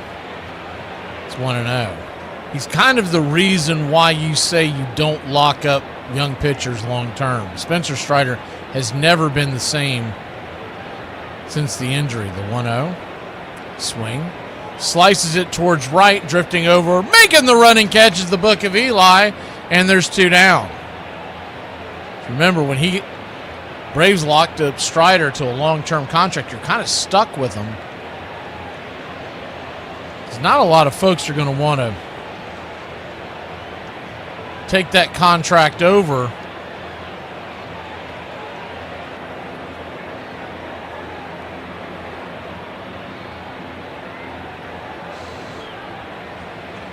Righty-lefty matchup here, and Juan Soto takes the first pitch, sinker. For a strike, it's 0-1.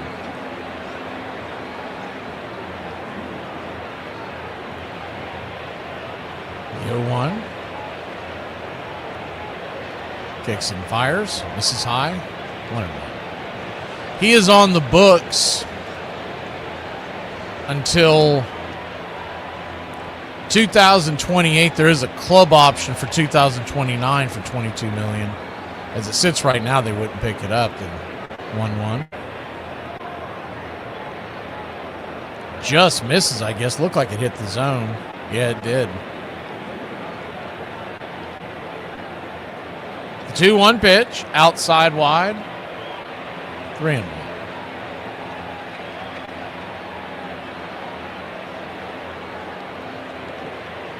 Braves are paying him 20 this year, 22 next year, 22 and 28, and of course the club option of 22 and 29. The 3-1 count. Elder brings it. Misses high, ball 4. So Soto will head on down to first, and there's 2 outs. You could see them trying to make him a part of a trade deal to bring in a rental, right? So, like, let's just say for argument's sake, Scooble and the Tigers, although that's not realistic. But I don't know if anybody wants to pick up his contract, so you're probably swallowing quite a bit of the contract as well. You're going to have to put money and Strider in, and that's not realistic. The first pitch swinging will be a shallow fly ball to left field. Yaz makes the catch, and the Mets go down quietly. We'll go to the top of the 5th, trailing by 3 here in Braves country. War's over, man. Drop the big one. Well, since when are you the pudding kind? What? Over? Did you say over? Nothing is over until we decide it is. And it ain't over now. Who's with me? Let's go! I don't have to tell you things are bad. It's depression. Everybody's scared. Punks are running wild in the street. The air is unfit to breathe, and our food is unfit to eat. We sit watching our TVs as if that's the way it's supposed to be. We know things are bad, worse than bad. I want you to get mad. Will you fight? No! We will run! And we will live! Shame on you. This could be the greatest night of our lives. you're gonna let it be the worst. In this lifetime, you don't have to prove nothing to nobody except yourself. And after what you've gone through, if you haven't done that by now, it ain't gonna never happen. Wretched slugs. Don't any of you have the guts to play for blood? I'm your huckleberry. I'll put you out of your misery. Say wham. You gotta say, damn it, my life has value. And I'm gonna stay right here and fight for this lost cause. Intruder. Yes, you're an intruder. I was having a perfectly nice trip until you walked into my life. Hey! I'm just lying around. I want you to get up now. I want all of you to get up out of your chairs. I want you to get up right now and go to the window, open it, and stick your head out and yell, I'm as mad as hell, and I'm not gonna take this anymore! Right. Psychotic, but absolutely right. We gotta take these bastards. Are they yelling in Atlanta?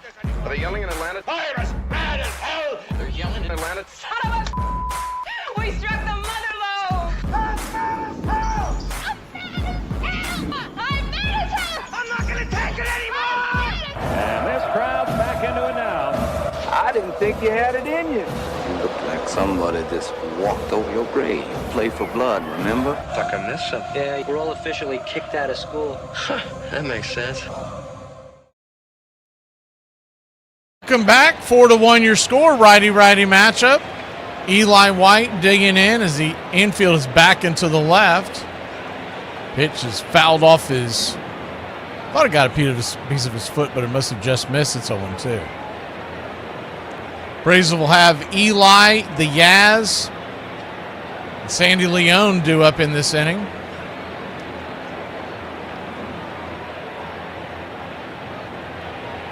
The 0-2.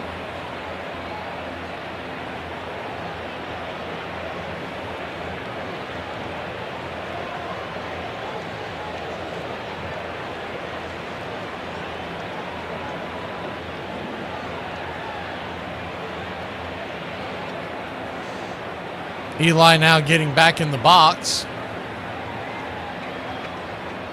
The 0-2 pitch. Peralta comes set. Turns and fires. Out and away. 1-2.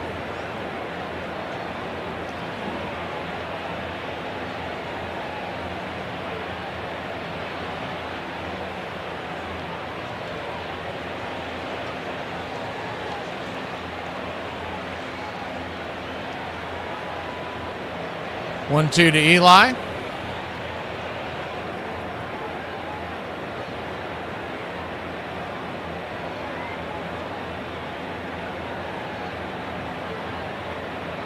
Peralta brings it. Fouls it back. And we'll do it again. Yeah, the Alden Smith thing. Really remember him. I was trying to look him up to see if something would spark my memory, but I guess he played for the Niners and the Raiders and the Cowboys and played college in Missouri, so it's the 1-2 down and away, 2-2. I don't know if they ever say what happened with him. Is the 2-2. Eli digging back in. Yaz on deck. And the rally stopper in the hole. Sandy Leone, the 2-2. Lifts it. Center field, AJ's underneath it. He'll make the easy catch, and there's one away.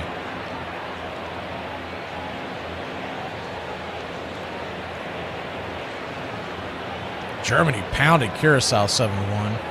Not that that's that big of a shock, but you normally don't see a high score like that. I think the over-under on that thing was 4.5, 5.5, depending on the book. First pitch outside wide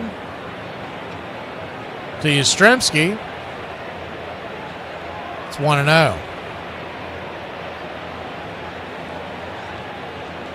1-0.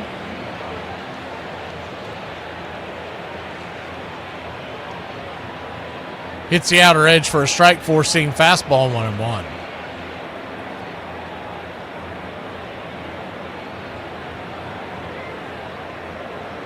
A 1-1 count.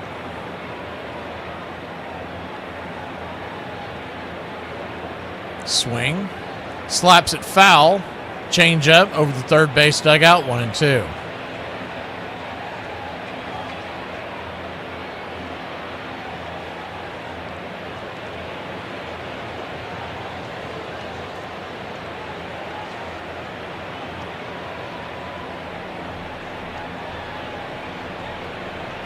The 1-2, infield back and to the right. Peralta brings it. Swing, pop up. Back behind home plate, giving chases Torrens, but it'll get into the seats. Keep the at-bat alive.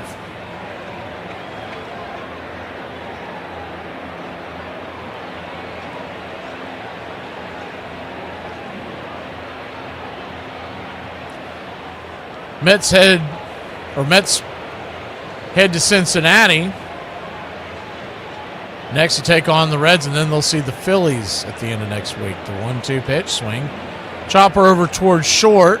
Backhanded play by Bichette. Low throw, but a good grab over there by Young, and there's 2 down. 6-3 if you're scoring at home.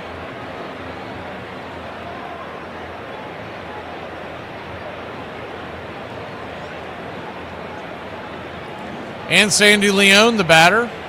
He's 0 for 1. Batting a lowly .075 for the year. He's got to know these are his last at-bats in a Braves uniform. Pitch on the way, check swing. Did he go around? They say he did not, 2-0. You got to figure that might be one of the reasons why he's in the lineup, is because you put him in case there is some goofy injury. You still have Austin Wynns to start next week. The 1-0, inside, 2-0.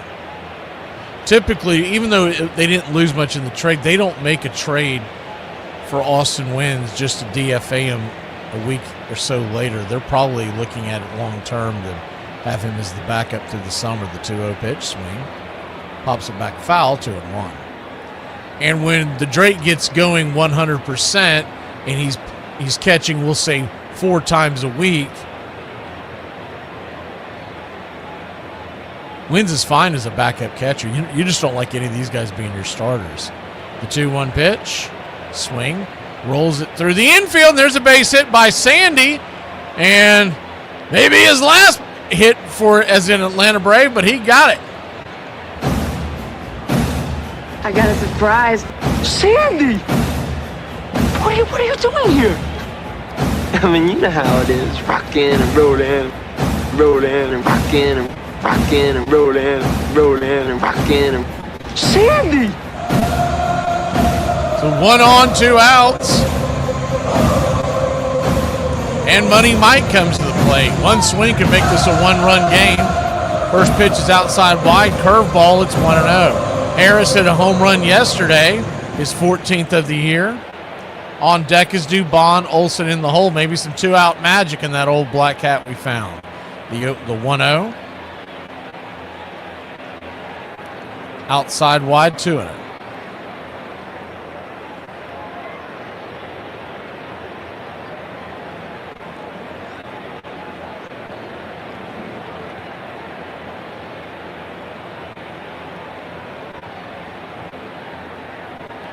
Two-0 count. Just outside. Changeup. Good take by Michael, trying to get him to chase. 3-0.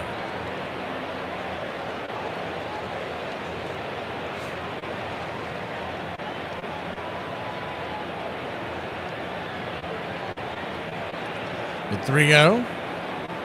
Up high out of the zone. Ball 4. So he'll head on down to first, and Money Mike puts the tying run at home plate. Don't go anywhere. One swing can tie this baby up. What they know about that? God bless you, Mike. Keep your game tight. Mauricio Dubon. You look at his overall numbers and they don't knock your socks off, but Dubon has had a knack for the dramatic and has hit very well this year with runners in scoring position.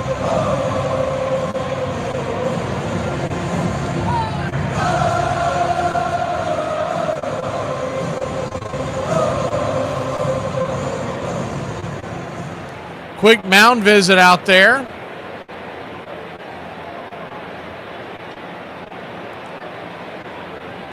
First and second, 2 outs. The infield will be back into the left.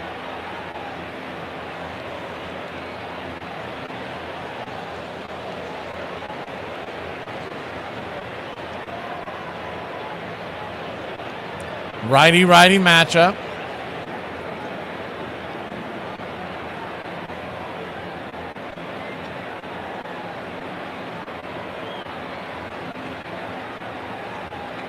First pitch on the way. Four-seam fastball, 98 miles an hour. Bring it. It's 0-1. The 0-1. Dubon 1 for 2 with a single on the year. Kicks and fires. Slider in the dirt, trying to get him a chase. 1-1. 1-1 count.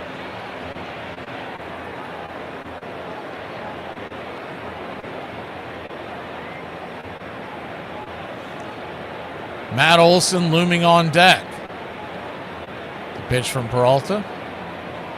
Hit hard on the ground over to third, but it's going to be a 5-4 rally killing put out, and that'll end the inning. Braves put a couple on, can't get him through. We'll be back in a flash. 4-1 your score here in Flushing. Did you know that if you sneeze and fart at the same time that your body takes a screenshot?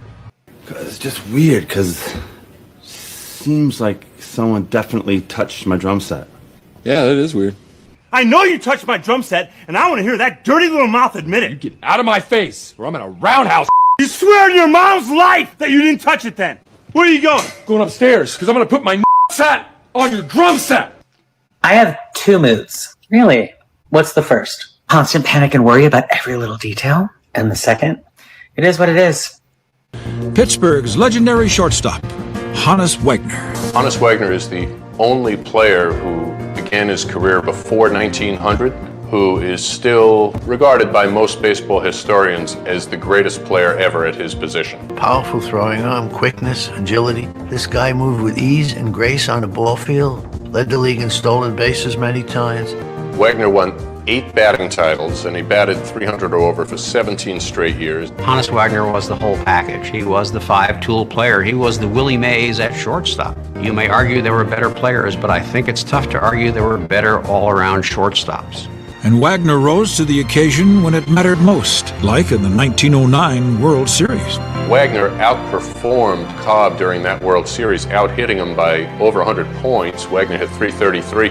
Wagner had 6 stolen bases, and the Wagner's Pirates went on to win the series in 7 games. Throughout the first 2 decades of the 20th century, Wagner made his case as one of the greatest players ever, and his achievements during that time still resonate today. This man's accomplishments and abilities have stood the test of time for well over 100 years. He was one of the 5 original members of the Baseball Hall of Fame and had as many votes as Babe Ruth.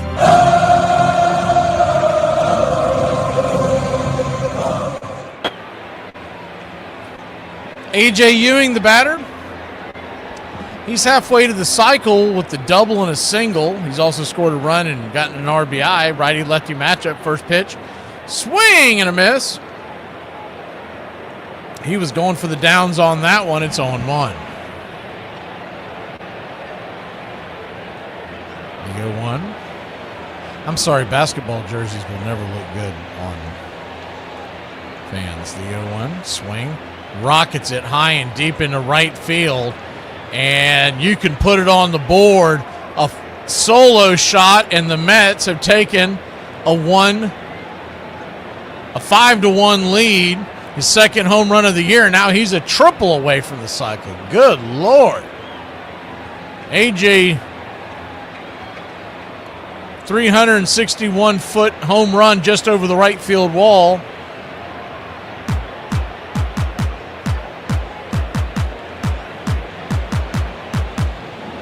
He'll put that smelly mask on, the Spider-Man mask that they have.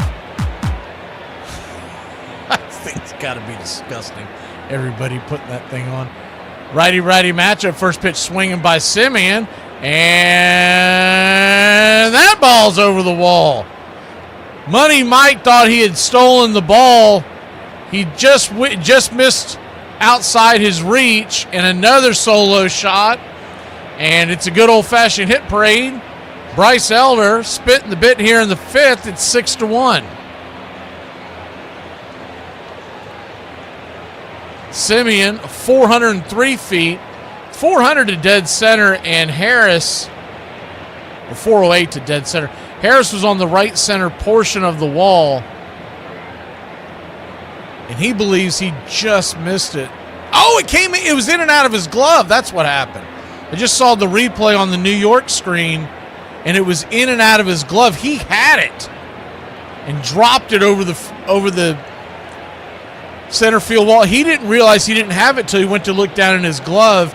He had it, and his arm hit the wall, which a lot of times will jar the ball out. And he thought he still had it. As he went into the wall, he bangs into it, and his forearm jolted as the arm hit the wall, and it came out. Harris is now looking for holes in his glove. As they're going out there, I believe that's it for old Bryce Elder. What a terrible performance. We'll be back in a flash, trailing by 5.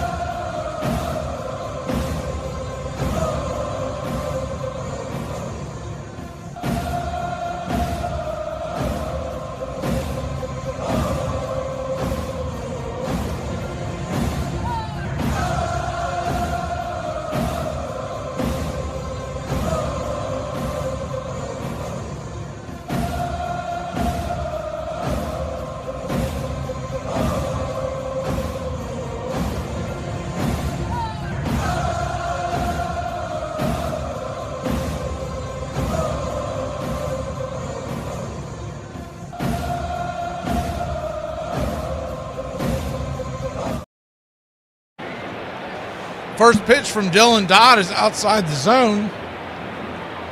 For a ball, it's 1-0. Lefty-lefty matchup. Beatty, the batter. Braves trail by 5. 1-0. Swing, slices it foul. 1-1. The bright side of this is that the Mets used the back of that bullpen in game 1, and Williams still may not be available, which means who closes for the Mets is the 1-1 down and away to him. They may use A.J. Minter. We've yet to see him in the series. And Eli, looking at that replay, Eli did a pretty good job of trying to climb that wall. He scaled it like Spider-Man, the 2-1. Down and away, 3-1. 3-1 count. Beatty at the plate, MJ Melendez on deck, and Torrens in the hole. Nobody out here in the 5th. 2 home runs given up by Bryce Elder so far. 6 all day on the runs is the 3-1 right there for a strike, 3-2.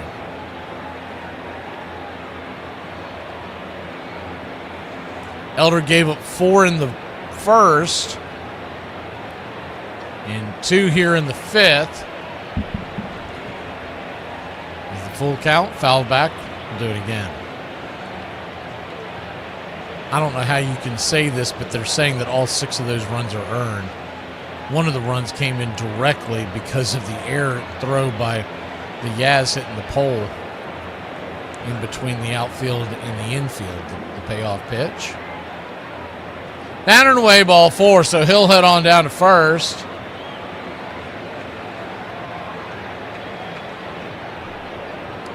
to see you, Big Truck. Bring us some luck in here, Big Truck. We've had nothing but bad luck at all. I mean, not only hitting that pole, that's weird enough, but then Harris not being able to hold to that home run. And that's a tough grab, don't get me wrong. I'm not blaming Harris at all. But it just feels like it's not your day when stuff goes that way. The 1-0. Pitch inside. Start off MJ Melendez, runner at first. Infield back and to the right. The 1-0. Right there at the knees, called for a strike, 1-1. Melendez wants to challenge that. I'm pretty sure he's going to get this wrong. We'll wait for the go-ahead.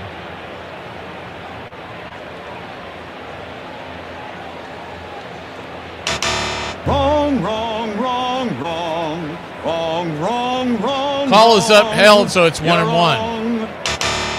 You're wrong.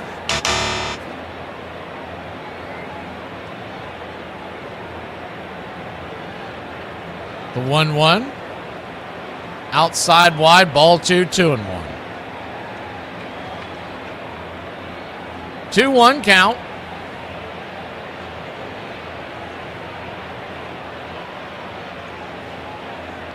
Dodd comes set. Outside wide cutter misses, did not go around, and now it's 3-1. Standing on deck is Torrens. In the hole, the top of the order.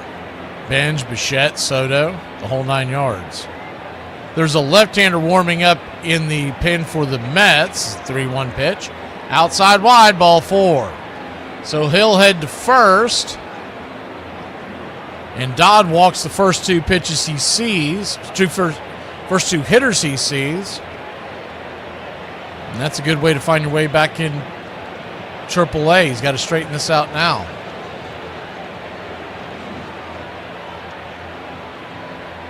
Just missing outside the zone. Freddie Peralta is at 90 pitches.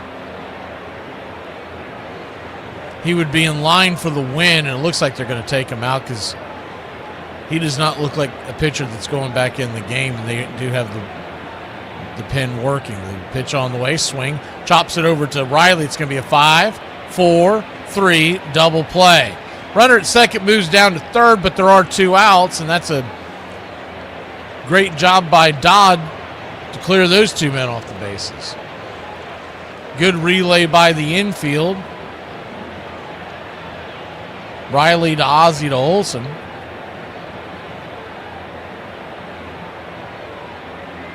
And with 2 down, the left-handed batter Carson Benj, top of the lineup. Lefty-lefty matchup. First pitch, swing and a miss, bringing it. 94 miles an hour. Good pitch. It's 0-1.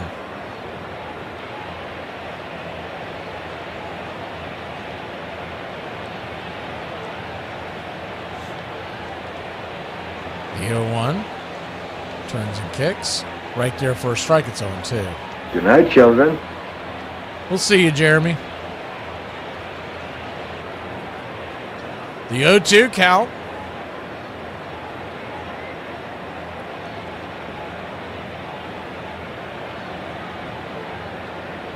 Kicks and fires. Swing and a miss, strike 3. Jeremy doesn't have the guts, but do you? We'll be back in a flash. We go to the 6th. The real ones will return when we return. It's okay to be white. It's okay to be black. It's okay to be straight. It's okay to be gay. It's okay to be you. But it's never okay to stop at a yellow light when we both should have made it, bitch. You know, one of the best things about being an ex-big leaguer is getting freebies to the game. Call the front office, bingo. And once these fans recognize me, I probably won't even have to pay for my light beer from Miller. Down it! I love them. These fans know I drink light because it's less filling and it tastes great. Good seats, huh? You're in the wrong seat, buddy. Come on. Oh, I must be in the front row. Come on. Seats, hey, buddy. He missed the tag. He missed the tag. The 9 greatest third basemen.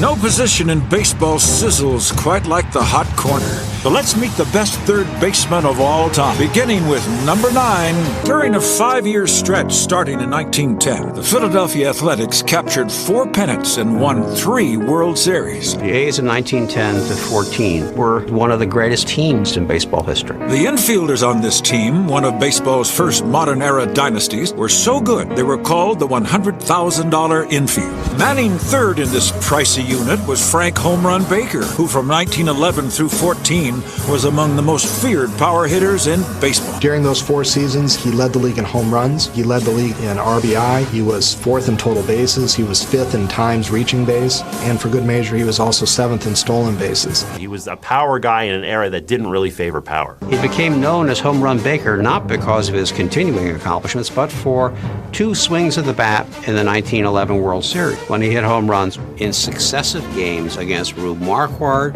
and then Christy Mathewson. The first won the game, the second tied the game. He was the key to the Philadelphia Athletics championships. Yeah, I'd like to bet $100. You want to pick a team? No, just take it.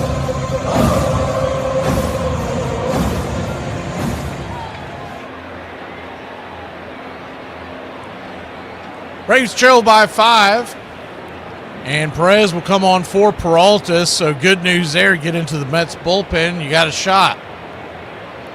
Start swinging for the fences. Let's go, boys.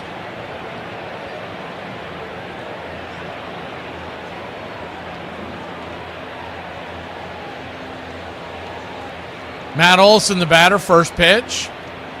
4-seamer at the knees on the outer edge. Lefty-lefty matchup. It's 0-1. It'll be Olson, Ozzie, and Dominic Smith.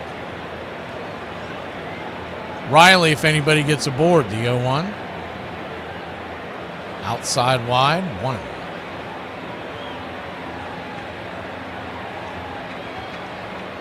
Cianel Perez, the left-hander. The 1-1 pitch. Fouls away the curve, 1-2. Perez, 6'1", 175-pounder. 30-year-old out of Cuba.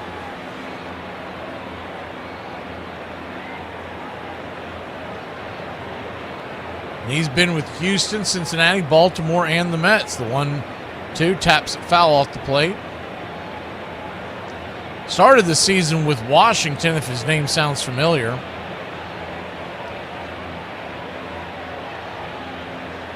We have seen him this year a couple of times.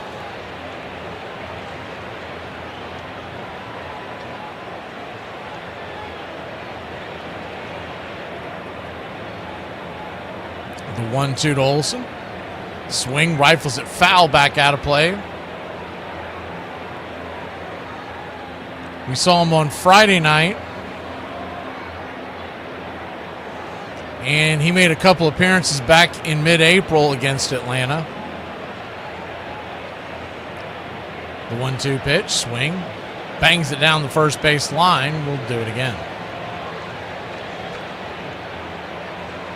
So the Braves have seen him quite a bit this year.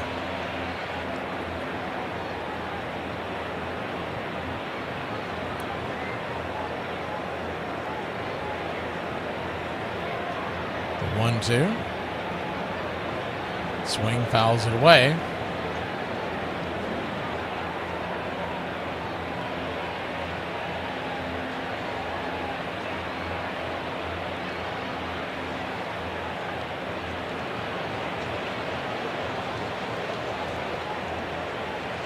The 1-2 to Olson.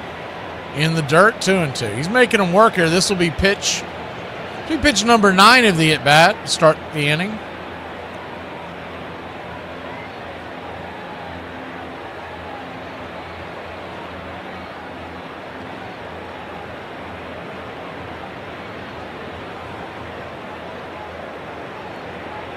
The 2-2, swing, slices that back foul.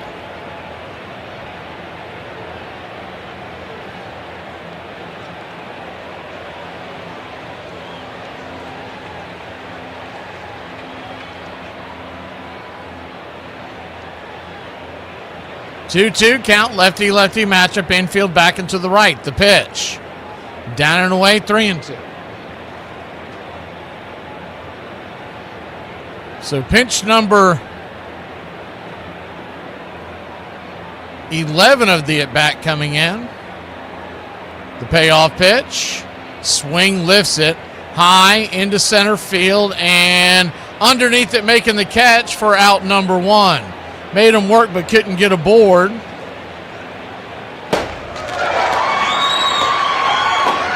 accept one of us. We accept one of us. Uber gobble, Uber gobble, Uber gobble. One of us. We accept that one of us. We accept that one of us. Uber gobble, one of us. Uber gobble, one of us. Uber gobble. Shut up! Oh my God, I don't care! Thank you for the contribution, Edward. Lefty-righty matchup, pitch down and in, almost gets Ozzie in the leg. He goes down like he was hit. Hopefully he's okay. It's 1-0.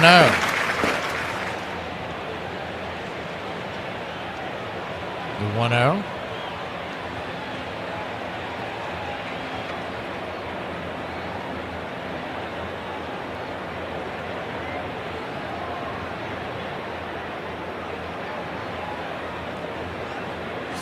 Brings it. Swing and a miss. Sinker underneath the hands. It's 1-1. Good news in Milwaukee. The Brewers lead the Phillies 4-0. So if these two scores stand, we will not lose any ground on the Phillies this weekend. They're 1-1 in their series, just like the Braves and Mets are. The 1-1 swing. Rolls it towards second base. Simeon's got it. Flips it first. And there's 2 down.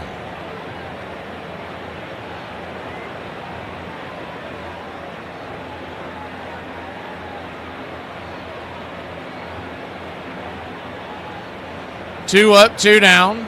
James Karinchak is warming up in the pen for Atlanta. As Dominic Smith comes to the plate. Lefty-lefty. The first pitch, swing. Rolls it towards second, backhanded by Simeon. He's got plenty of time. Whoa, it's a bad throw. It's a bad throw, and Dominic Smith gets on via the error. It'll be an E4. He had plenty of time with Dominic Smith running down the line. We all know he's probably the slowest runner we have outside Sandy Leone. I'd say Olsen covers a little more ground than... I like to see a foot race between Olsen and the Dominator. As we get a quick powwow on the mound.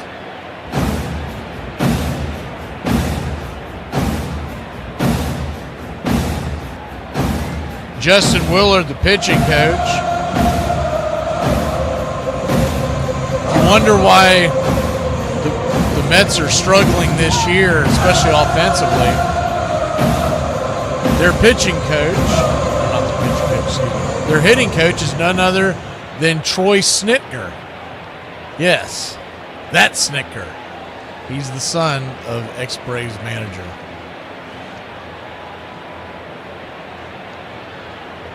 Austin Riley, the batter, lefty-righty matchup.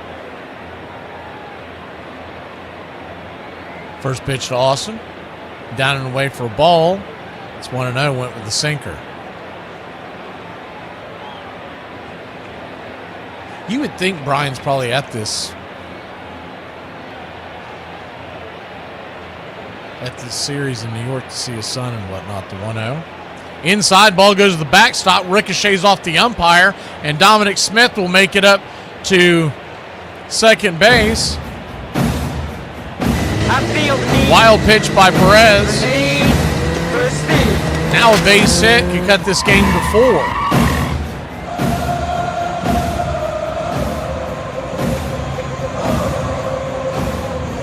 Eli White stands on deck.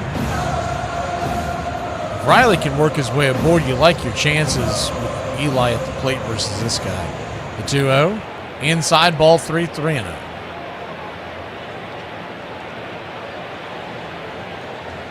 So a 3-0 count.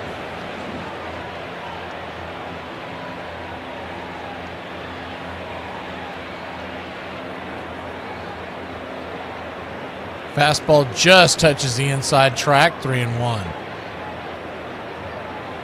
He's gone sinker, now four-seam. All pitches they were aiming on the inside to jam Riley. The wild pitch. Just missed the spot, the 3-1. Curveball outside wide, ball 4. So he'll head on down to first, and we've got runners at first and second. 2 outs. You're my boy, Blue! Eli White. Blue, you're my boy! Eli's coming to the plate, but Duarte, who we saw yesterday, is coming out of the pen. We'll be back in a flash. One swing can change a lot of things here in New York.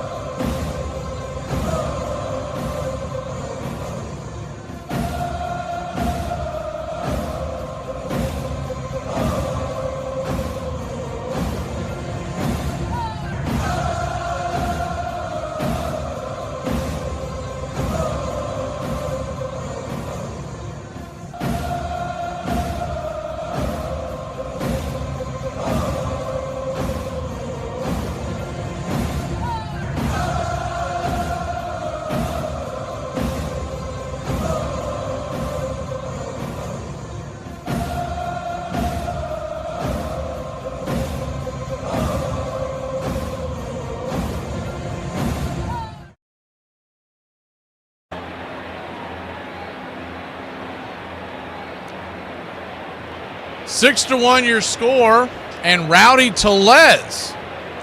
The Rowdy Roddy Piper will come on to hit for Eli White.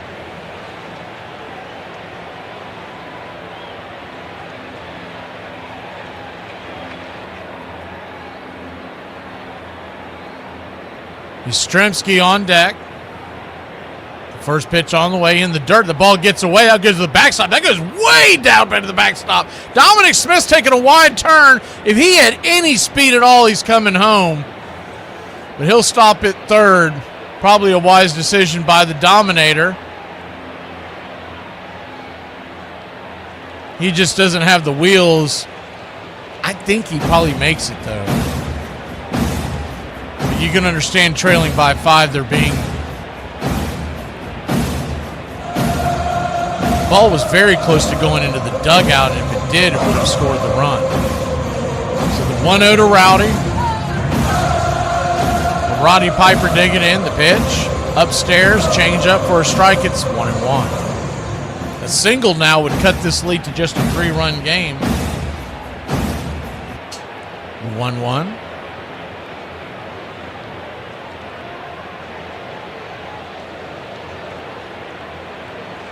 Swing rips it. Line drive to first base, an atom ball. That ball's to the right or the left. That's probably a base hit and a 2-run score. But instead it's 6-1. We go to the bottom of the 6th, trailing by 5, 6-1. A quick question. Where are we meeting the men that actually want to date and be in a relationship? Because it's not the dating apps. It's not. It's not the coffee shops. I've been trying that. I've been trying that for a while now. Definitely not the bars. Not at my age, because they're all like 21, 22. So they definitely don't want to be in a relationship. And I definitely do not want to be a cougar. I, again, tend to go about 8 to 10 years older than me. I found out even those don't want to date for a relationship. Even they are still figuring things out. Yeah.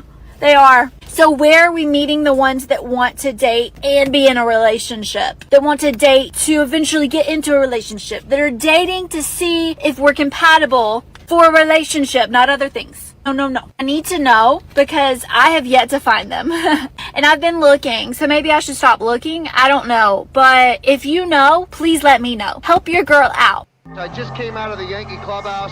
You have to wonder, was this Mattingly's last game? We were sitting in the clubhouse after the game, and he said, Bogsy, I'm done. And being involved with something like that, to where a great player of the game says, you're done, it's a hard thing to swallow. I didn't realize that it was going to be it for Donnie until the plane ride home from Seattle in 1995, which was the most excruciating 6 hours I've ever spent on an airplane. Everybody was crying, and Donnie came and sat and talked to everybody one at a time. I remember thinking that he was saying goodbye. I call that 6-hour flight the flying funeral. Players sobbing, and all of them sobbing, not because they had lost, but the players were crying for him. That was painful. For me, it's kind of twofold. I know that's in my heart. I don't retire completely, but pretty much know that's the end of the road. That was it for me. Brick wall waterfall. He thinks he got it all. Boom with that attitude. Peace punch, Captain Crunch. I got something you can't touch. Reese's Pieces 7-Up. Mess with me, I'll mess you up.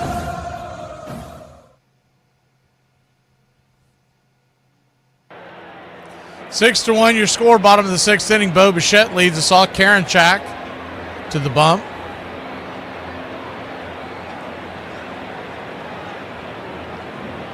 Righty-righty matchup. First pitch on the way. Drops a curveball just outside the zone. It's 1-0. Karinchak made his first appearance in the major leagues the other night since 2023. After dealing with injuries and delivery issues, the 1-0. Way high out of the zone, 2-0.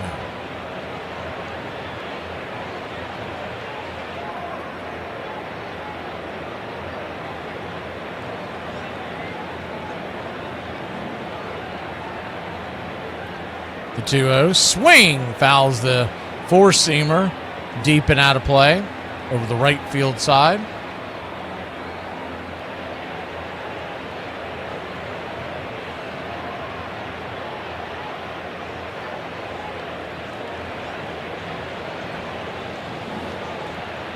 The 2-1 swing and a miss, eyeball level, 95 miles an hour, 2-2.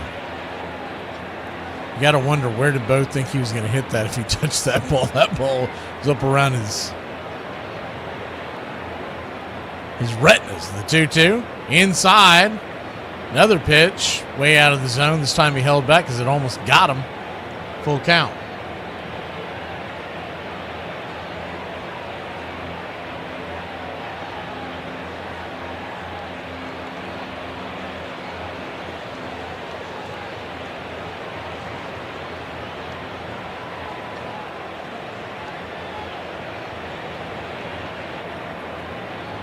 The payoff pitch. Karinchak comes set, brings it, fouls it away. Do it one more time. Braves trail 6-1. Tomorrow's an off day. We lick our wounds, get back to Atlanta.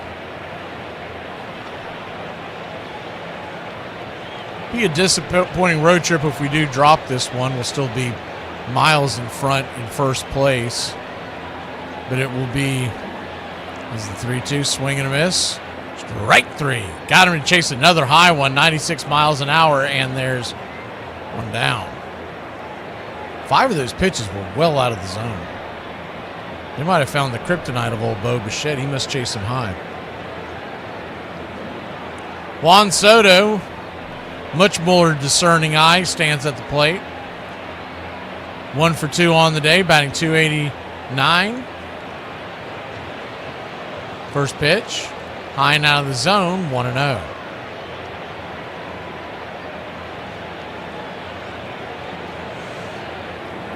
The 1-0. Kicks and grips. Drops the curveball out of the zone, high, 2-0. Missing high on a lot of these pitches.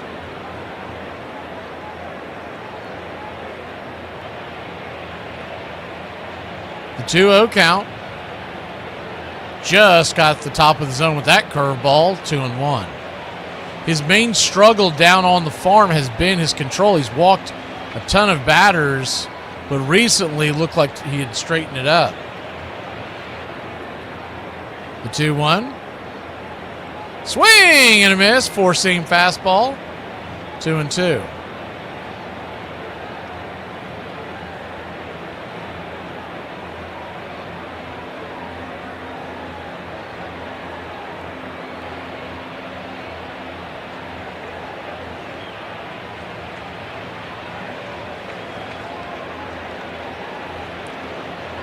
Curveball drops inside.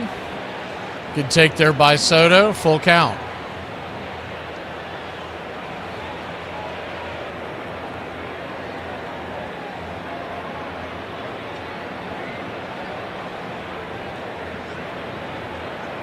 The payoff pitch, swing. Punches it over the third base dugout and will do it again.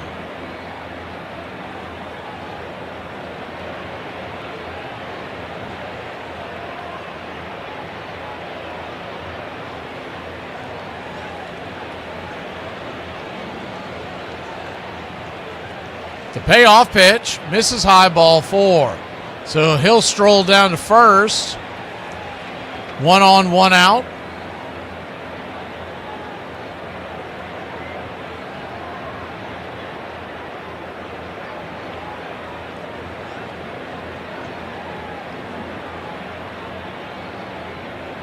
Karinchak just has that 2-pitch mix. He throws the curveball and four-seamer pretty evenly. 53 and 47% of the time. The first pitch on the way.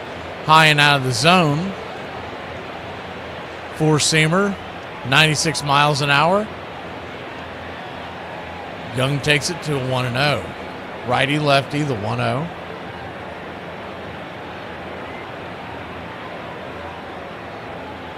Drops the four-seamer on the outer edge. Hits the cut, 1-1.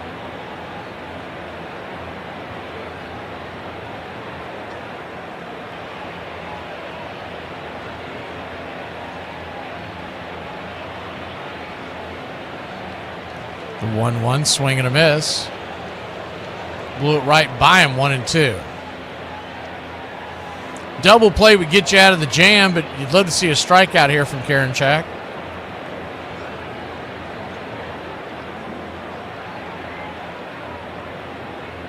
The 1-2. Turns and flips it over to first to keep Soto close by. James Stephen Karinchak. 6'3", 215-pounder out of Newburgh, New York. Drafted by the Cleveland Indians in 2017 in the 9th round. Four-seam fastball misses high and inside, 2-2. Plays college ball at Bryant. And broke into the bigs with Cleveland in 2019.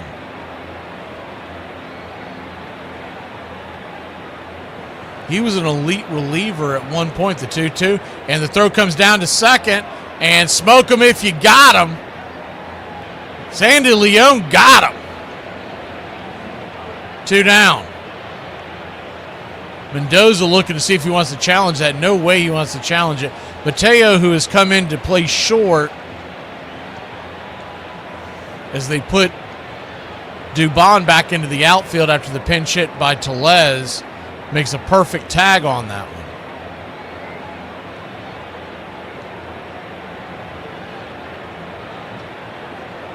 We'll be back in a flash here on Braves Country. 6-1 your score. Look here. You ain't a snack if everybody's had a bite. You a free sample. Darling, correct me if I'm wrong, but at some point in your life, perhaps when you were a child, someone took you aside and said, you are important. You have something important to say. People are dying. They're clamoring to hear your opinion. Did that happen, darling? Well, if so, I hate to be the bearer of bad news, but they lied to you. Nobody cares. Your opinion is worthless. It's trash. Keep it to yourself. With people like Necro, and this was another thing that I found the easy way out. To catch a knuckleball was to wait until it stopped rolling and then just pick it up. There were a lot of things that aggravated me too. My family is here today. My boys, my girls, my kids used to do things that aggravate me too. I'd take them to a game and they'd want to come home with a different player. You know, people have asked me a lot of times, because I didn't hit a lot, we all know that, how long a dozen bats would last me. Depending on the weight and the model I was using at that particular time, I would say 8 to 10 cookout. But there are, again, as I said, tips that you pick up. When the Braves were going to release me, it's a tough time for a manager, for your family, for the player, to be told that you're never going to play the game again. And I can remember walking in the clubhouse that day, and Luman Harris, who was the Braves manager, came up to me and said there were no visitors allowed. So again, I knew I might be moving on. But that's when the baseball career started as a broadcaster. I remember working first with Milo Hamilton and Ernie Johnson, and I was all fired up about that too. Welcome back. First pitch on the way from Duarte to Mike Yastrzemski. It's a four-seam fastball that misses out of the zone. It's 1-0. Righty-lefty matchup. The 1-0. Inside. 2-0. Braves trail 6-1, top of the seventh. Wind still whipping out to the outfield into right. Looks like about 15, 20 miles an hour.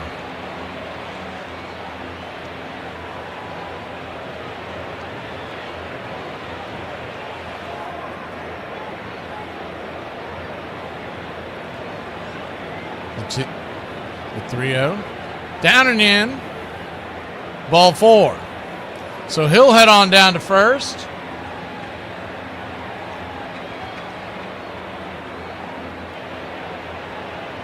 I'm going to reset this. The 3D zipped out and reset itself a couple of times so it fell behind. So we're going to reset this in between batters and bring you back in. Sandy Leone is going to be allowed to hit. First pitch on the way. Up out of the zone. Called for a strike. It's 0-1. The 0-1. Swing, fouls it away. 0-2. So an 0-2 count. Next Braves broadcast will be here Tuesday night. Come on the air about 6:45, 7:15 first pitch, Braves and Giants. The 0-2 to Leone. Caught looking strike 3. It's another wasted at bat by Sandy, and there's one away. He's now batting .095 just because of that single that found its way into the outfield last at bat. But you got to figure that's probably his last at bat come hell or high water. I can't imagine he bats again in the 8th or the 9th when he comes up. Righty-lefty matchup. Michael Harris, the batter. First pitch swinging. Rifles it foul. Back out of play. It's 0-1.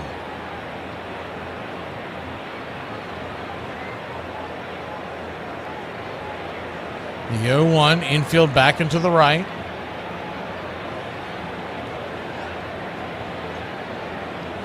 Duarte turns and kicks. Swing. Chopper over to second. It's going to be a 5-4-3 inning-ending double play. So that'll put us to the bottom of the 7th. The Braves trail 6-1. Get up and stretch, Braves country. We still got a rally left in us.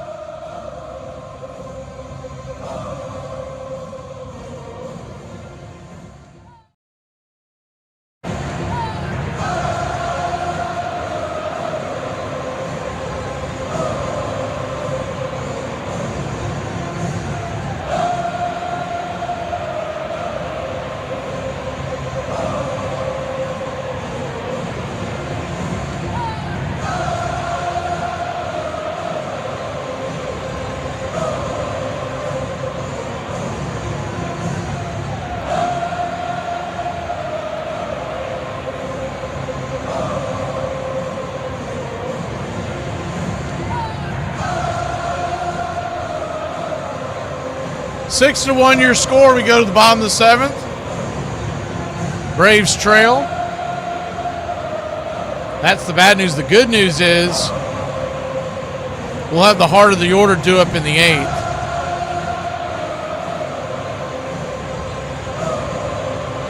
Appreciate all you diehards staying in here, hanging out with us on a Sunday afternoon. We'll see the casuals back when we get to winning. You know how it go.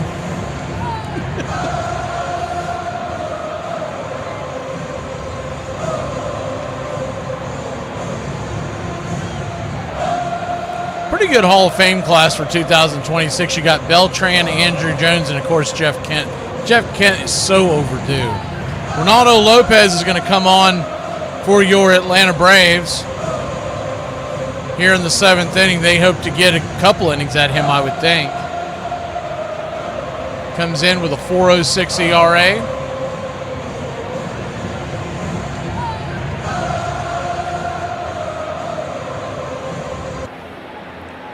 Righty-lefty matchup. First pitch is a slider swing and a miss. Check swing going around. It's 0-1.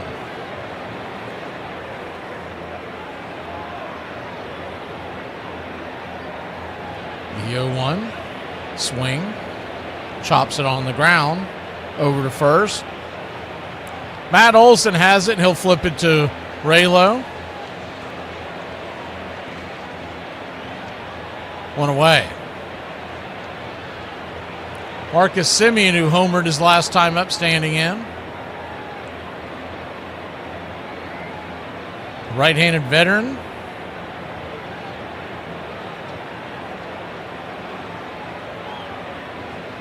Takes the first pitch up top for a strike. It's 0-1.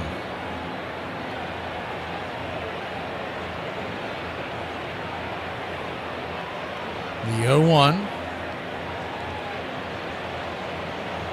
Raylo kicks and fires. Dropped it down below the knees. Slider just misses. 1-1.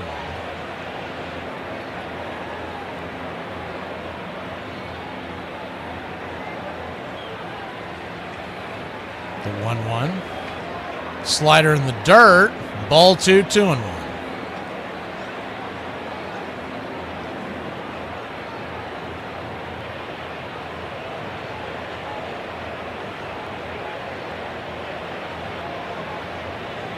Two-one count. Swing, punches it back up in the sky. That is going to stay in play. Thought it was going to go foul into the seats, but it actually stayed up, and Matt Olson's there to get the easy grab. 2 away.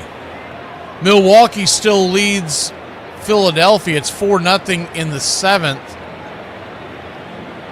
So hopefully that score holds. Take another quick trip around the scoreboard for you here in 1 second.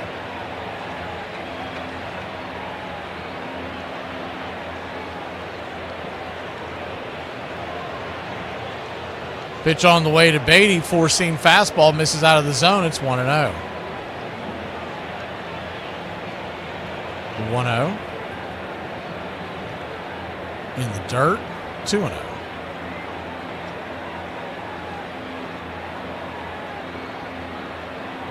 2-0 count.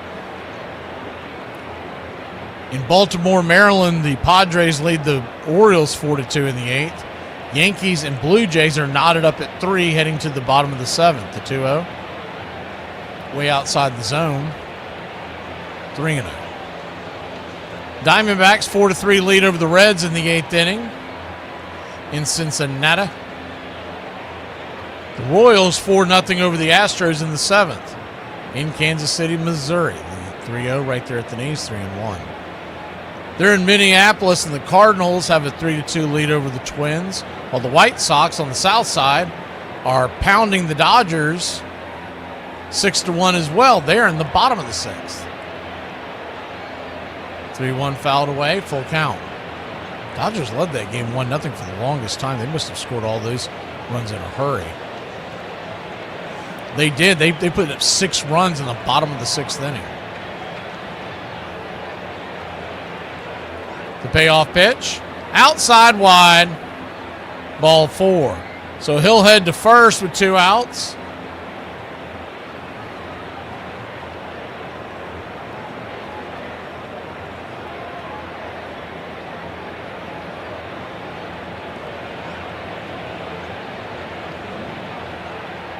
MJ Melendez, the batter. 0 for 2 on the day with the walk. First pitch on the way is a slider on the outer edge for a strike. It's 0-1.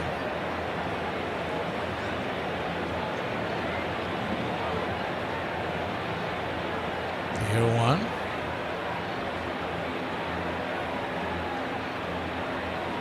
Misses high, 1-1. Mets 6, Braves 1, bottom of the 7th.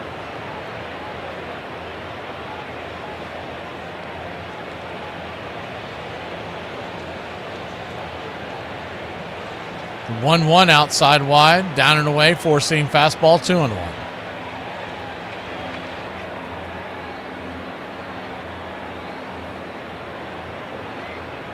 A's and Rockies 5-5. About midway through that one, the 2-1 pitch. Swing, slaps it back foul.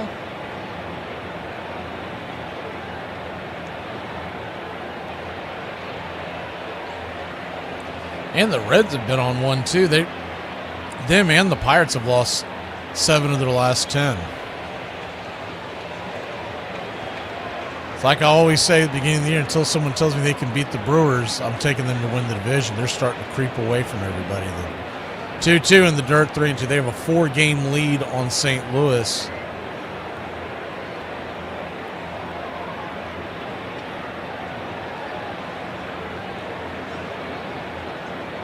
The payoff pitch. Runner at first, 2 outs. So the runner will be on the move.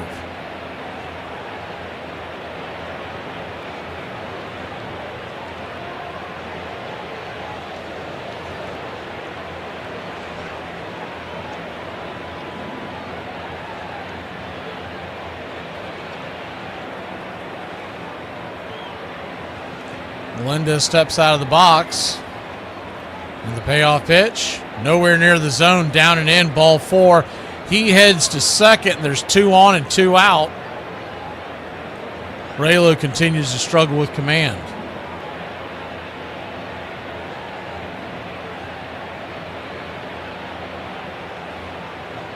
Luis Torrens, the batter.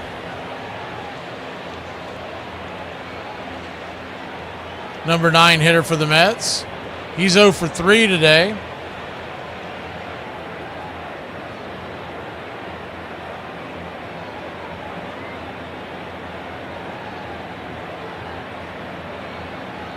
Stepping out of the box already. And the four-seam fastball, it's 0-1.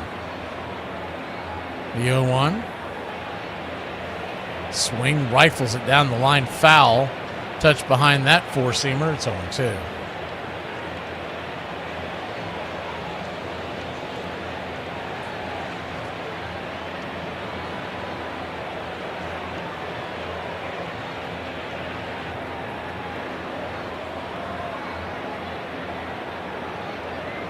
Pitch high and inside. 6-1 your score. 6 runs, 10 hits, 1 error for New York. 1 run, 4 hits, 1 error for Atlanta.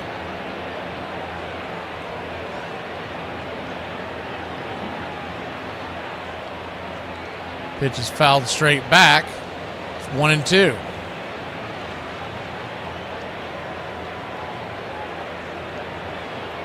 On deck would be the top of the order.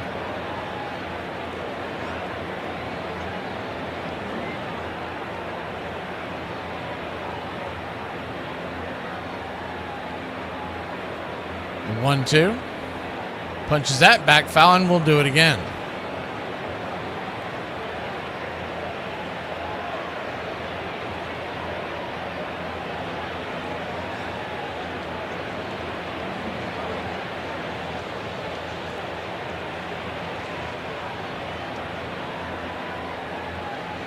The 1-2 count, chops it foul down the third base line.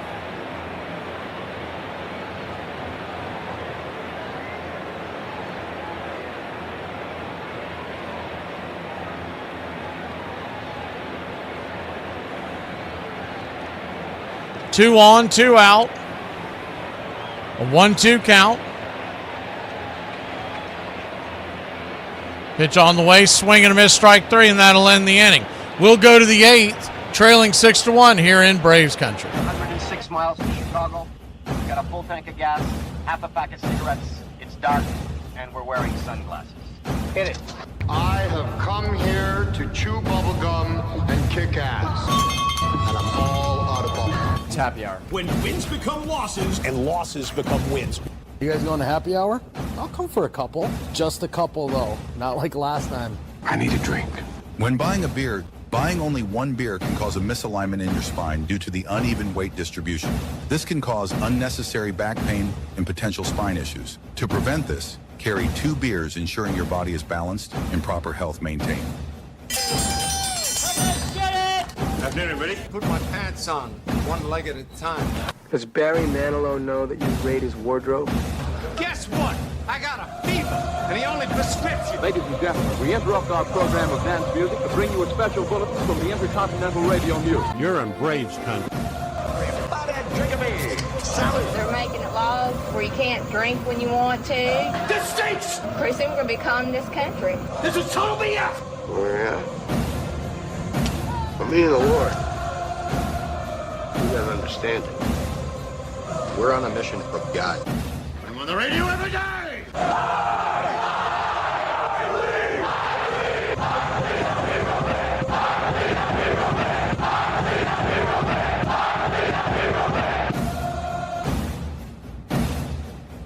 If you want to stop me, you're gonna have to kill me!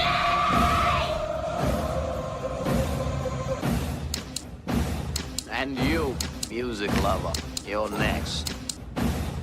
You're so drunk you can't hit nothing. In fact, you'll probably see a double. I have 2 guns, one for each of you.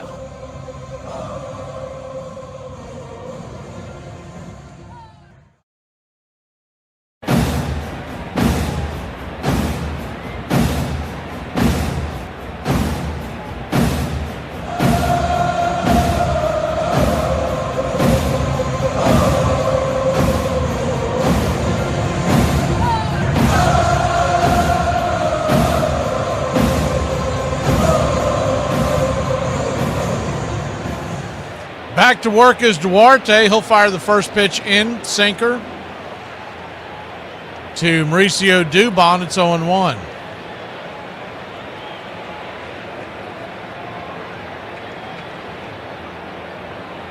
The 0-1. Whistles it back to the backstop.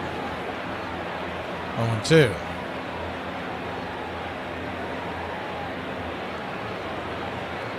The 0-2 count, infield back into the left. Kicks and fires, scooped up over there at third. It's going to be a 5-3 putout. Dubon busting it down the line for out number 1.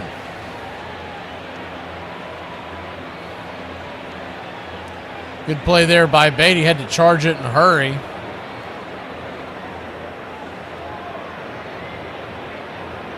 One up, one down.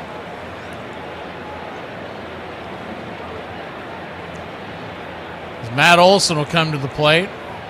And Mendoza's out there ready to make another change, and it will be our old friend A.J. Minter when we return.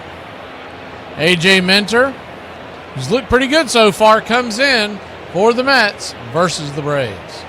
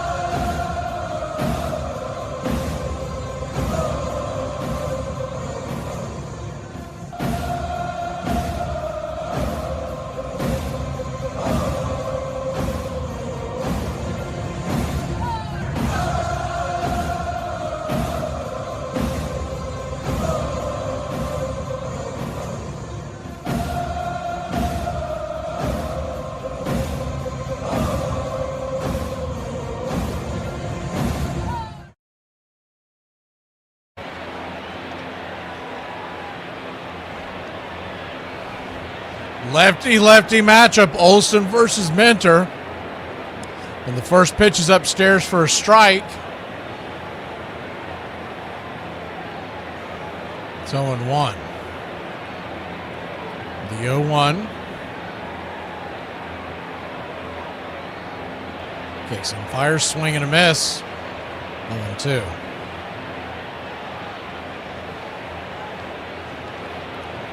Minter's first appearance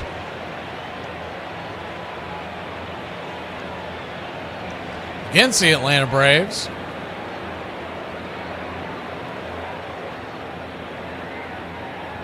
In his career, the pitch, swing and a miss, strike 3.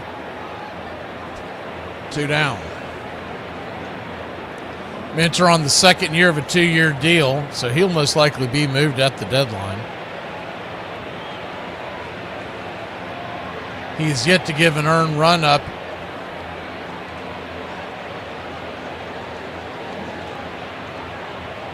Ozzie Albies is the batter.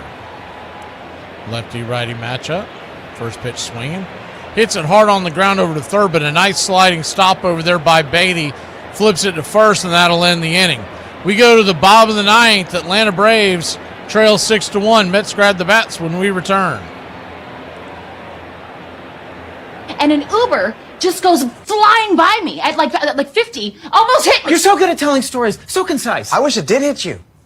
I know God made us in all different ways, shapes, and forms, but why the hell Kawhi Leonard's hand so big? That son hand at. You can slam somebody by their waist, bro. This ain't normal. Man can squeeze you like an hourglass. Probably can't even use a regular phone. You got to text on the iPad. Be real, bro. How you drive? How you wrap your hand around the steering wheel without your fingers touching your wrist? Really don't make no gloves for you. You got to put sleeping bags on your hand. He couldn't be a barber. You know a barber always got to grab your head like this to keep it still. Or if you don't get this cage off my face, you can excavate a whole pool with them hands. The 9 greatest center fielders since the modern game was integrated in 1947. Pre-war legends like Babe Ruth, Lou Gehrig, and Ty Cobb won't be cracking these. Without further ado, here's number 9.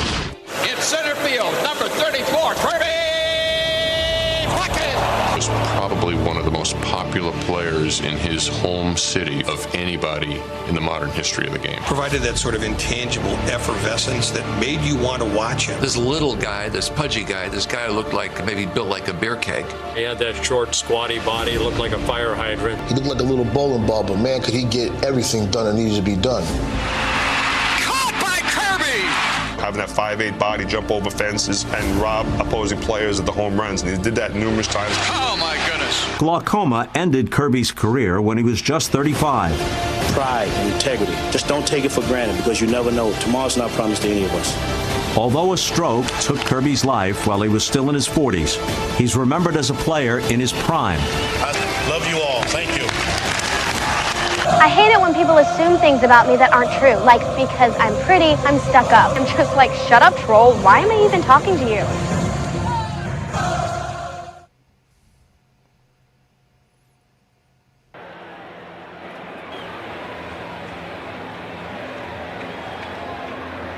Anthony Molina will come on for the Braves.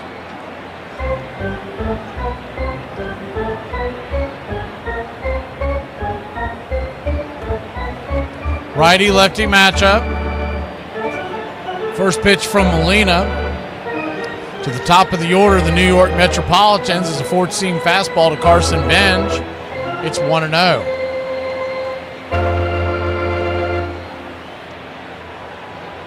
The 1-0. Down and in. 2-0.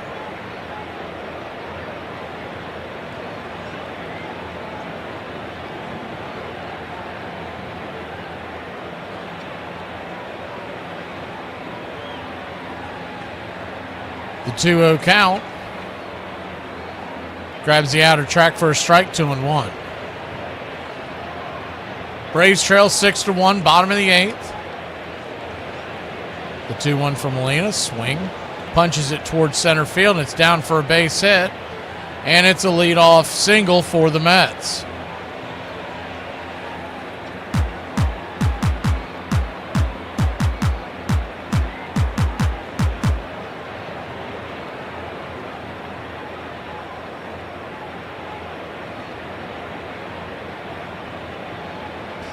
1 on, nobody out.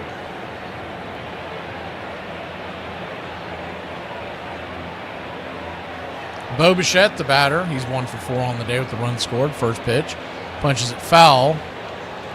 It's 0-1. Story of today's game really was the ineffectiveness of Bryce Elder. He gave up 6 runs on 10 hits, just 2 strikeouts, and 2 walks allowed. His ERA, which was under 2 just a couple of starts ago, is now up to 3.15. Braves bullpen has done a nice job. Dodd, Karinchak, and Raylo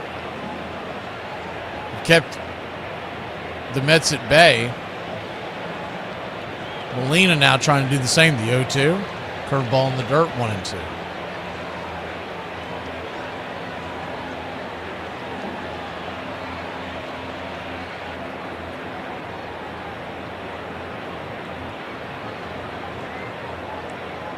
One-two count.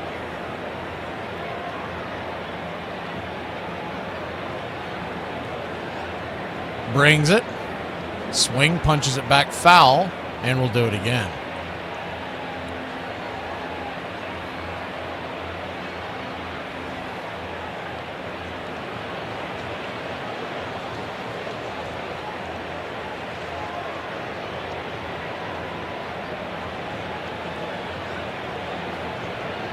The 1-2. Just got a piece of it to stay alive. Atlanta Braves still have the best ERA in all of Major League Baseball. Their bullpen is ranked number 1 as well. Starting pitching, ranked 5th overall.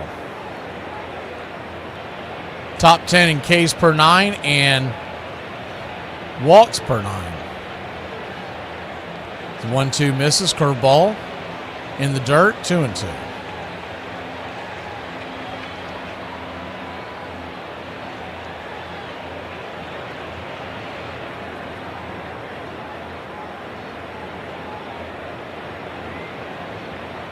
The 2-2 punches it over towards the right side of the infield. Ozzy's got to hurry. He'll flip it with his glove, and that's going to be an E4 as the ball gets away. Runner moves down to third and to second after taking a wide turn. And there's runners at second and third, nobody out. Error on Ozzy Albies. He was trying to make an impossible play. Probably should have just stuck that in his pocket. His only real chance was to do what he tried to do, which was shovel it underhanded with his glove. I mean, I guess no harm, no foul at this point in the game, but you do that in a big moment, that could be a disaster.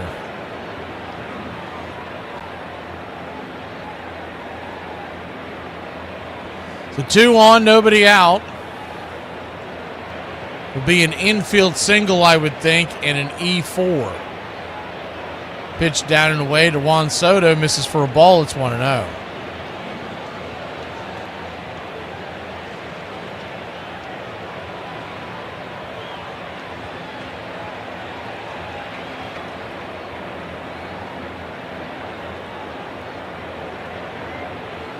The 1-0. Change up in the dirt, 2-0. 2-0 count.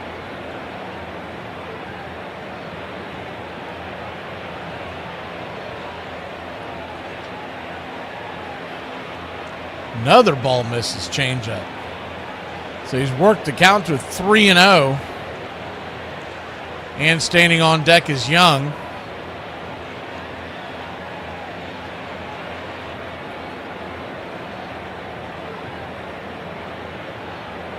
The 3-0 pitch, chops it just past the first baseline foul, 3-1. Amen to that. 22.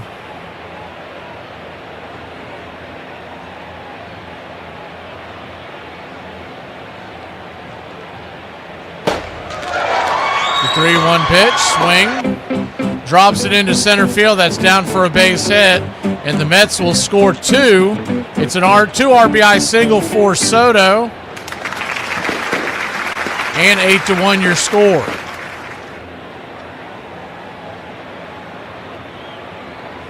If you're wondering about Molina, I would think that he'll just be sent back down after this. They brought him up in case a game got out of control.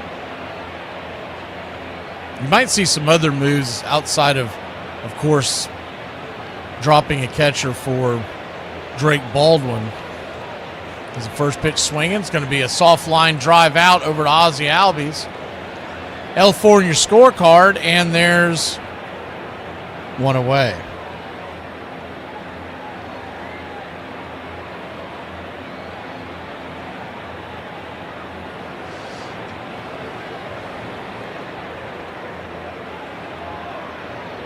My guess would be Waldrop they're going to take their time bringing him up. He's had a couple of starts, but really hasn't been stretched out much. The first pitch, swing and a miss, curveball. It's 0-1. And I think long term, you're looking at Diddy Fuentes in the rotation, but he's been so good out of the pen, so valuable. It'd be really hard to send him down to get him stretched out because it's going to take a month. As the changeup fouls it away. You do something like that, in a perfect world, you do it at the beginning of July because you're going to get the extra week with the All-Star break. But remember, he's only got a couple of pitches that are considered elite right now, and that's really more favorable to a guy coming out of the pen than a guy trying to see a lineup 3 times. The 0-2 in the dirt, 1-2. And if we're going to make a deep run into October, and that's got to be the goal at this point when you're sitting 22 games over 500 in the middle of June, you're going to have that elite bullpen. The bullpen is going to be deciding how far you go. The 1-2. Swing and a miss, strike 3. And there's 2 down.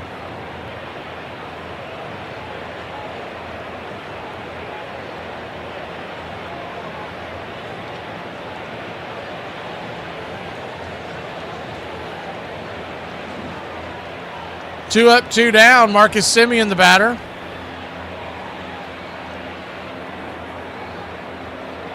He hit a home run in the 5th inning. He's 1 for 4 on the day. First pitch.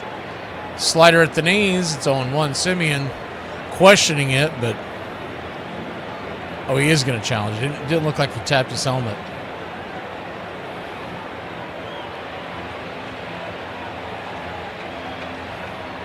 And he will win that challenge. Or lose that challenge, excuse me. I hit the wrong button.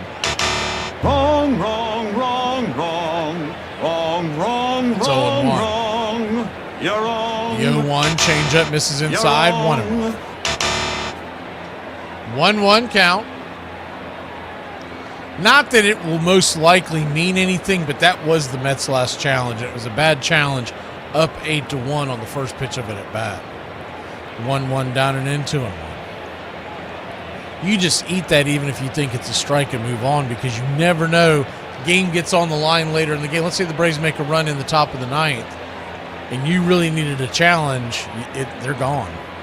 The 2-1 fouls it away. 2-2.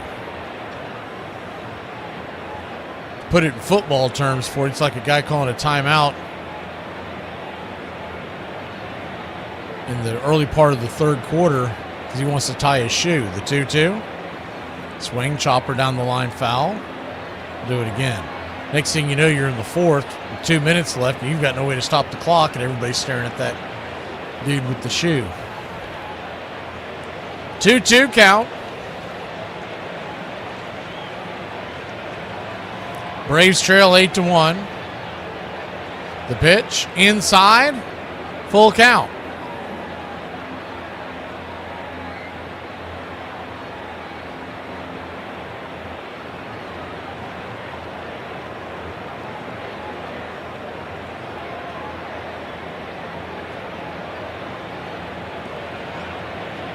The 3-2, that ball is rattled off the mask of Sandy Leone.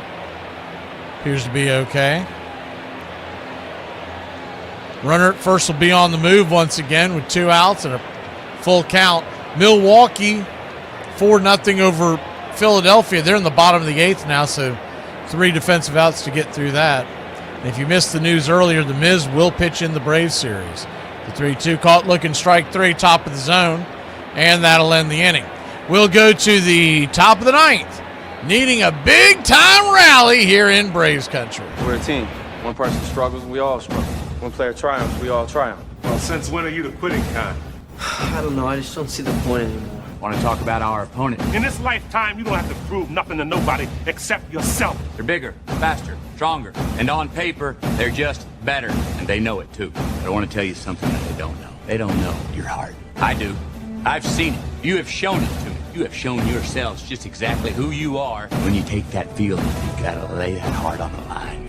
From the soles of your feet, with every ounce of blood you've got, lay it on the line. And if you do that, you cannot lose.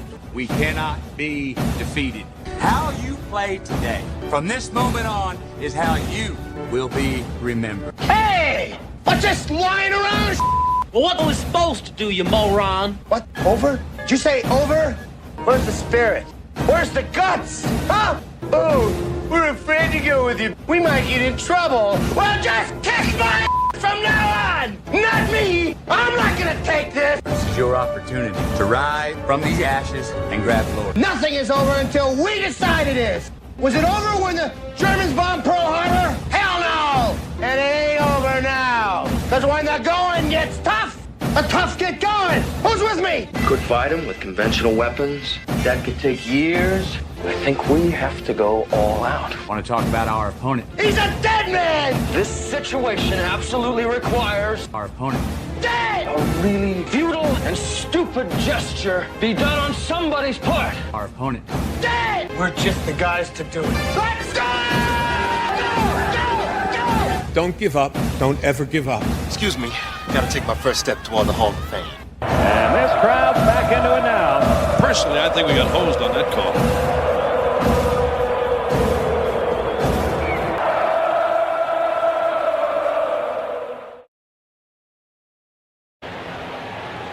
Welcome back. Dominic Smith will lead us off. Wasker Brazaban coming on here with a 7-run lead. See if the Braves can make the Mets sweat a little bit. It'll be Smith, Riley, and then Mateo. I just don't know why we're keeping Roddy Tellez on the, because, and though he's a decent hitter, you can't do anything with him. They should have left him down on the farm in case there was an injury to Olsen. That's about the only thing you can do, or to Dominic Smith, I guess you could DH him. His first pitch right there for a strike, it's 0-1. It really is much more beneficial for the Braves to have an athletic outfielder that they can bring in and out of the lineup. Like Azakar, who I thought was playing phenomenally. The 0-1 down and in, 1-1. So 1-1 count. Swing, pops it up. Can of corn over by second base. And Simeon will make the catch. One away. Nothing against Rowdy, but if you can't put him in the field, and there's not likelihood of you ever putting him at DH because he's a lefty as well, what's the point of having him on the roster? You almost wonder if they did it because they want to release him and see if someone will take on his salary, but it's not much of a salary. First pitch is outside wide for a strike. Change up to Riley. It's 0-1.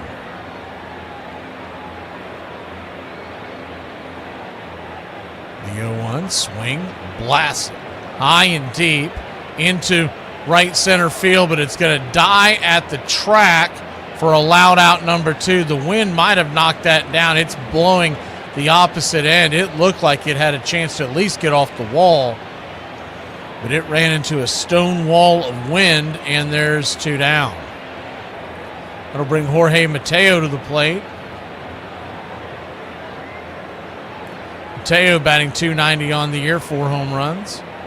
Righty. Braves down to the last out, trailing by 7. The first pitch misses outside for a ball. It's 1-0.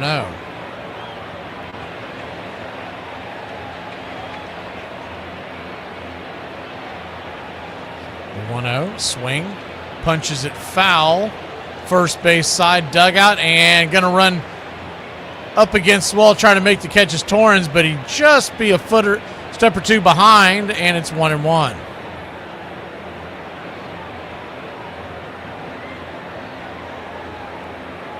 The 1-1 count.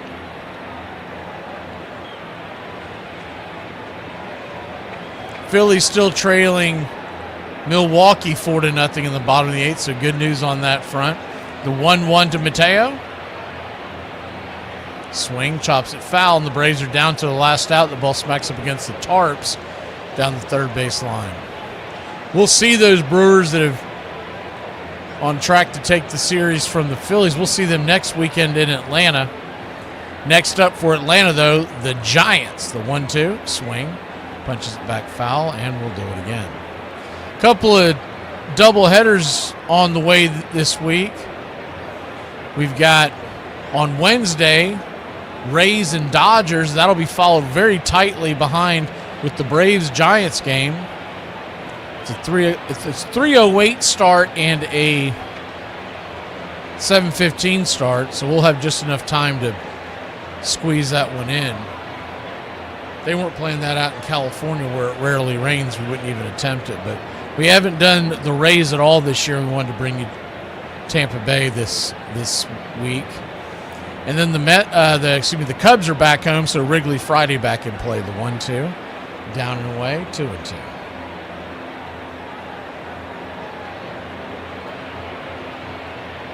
I believe they're playing the Blue Jays on Friday, the Cubs. The 2-2, swing, lifts it into center field. A.J. McEwing back on his horse. He'll make the easy catch, and that'll end the game. Braves lose a tough one, 8-1. Not a great outing by anyone today. We scored one run. Michael Harris knocked in by Dominic Smith in the first inning. That's it. After that, the wheels fell off. Elder never had it today. He'll go back to the drawing board, and he'll have to face a tough Milwaukee Brewer team next weekend. He might even be lining up against the Miz. Ugh. Get it together, Elder. We believe in you, buddy. We'll see you next time. Tough way to go here as the Braves lose 8-1.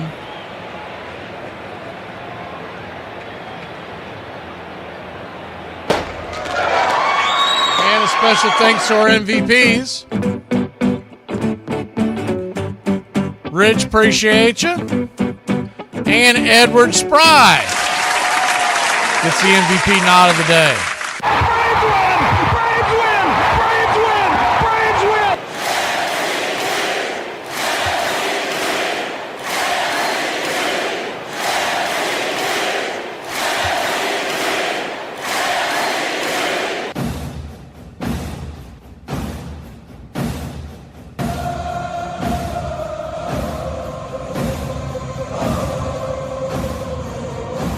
Eight runs, 13 hits and an error for New York.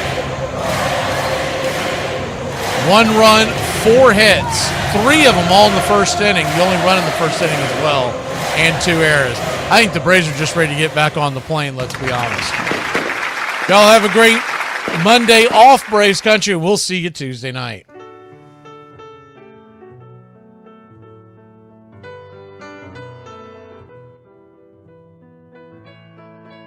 Casey at the Bat by Ernest Lawrence Thayer.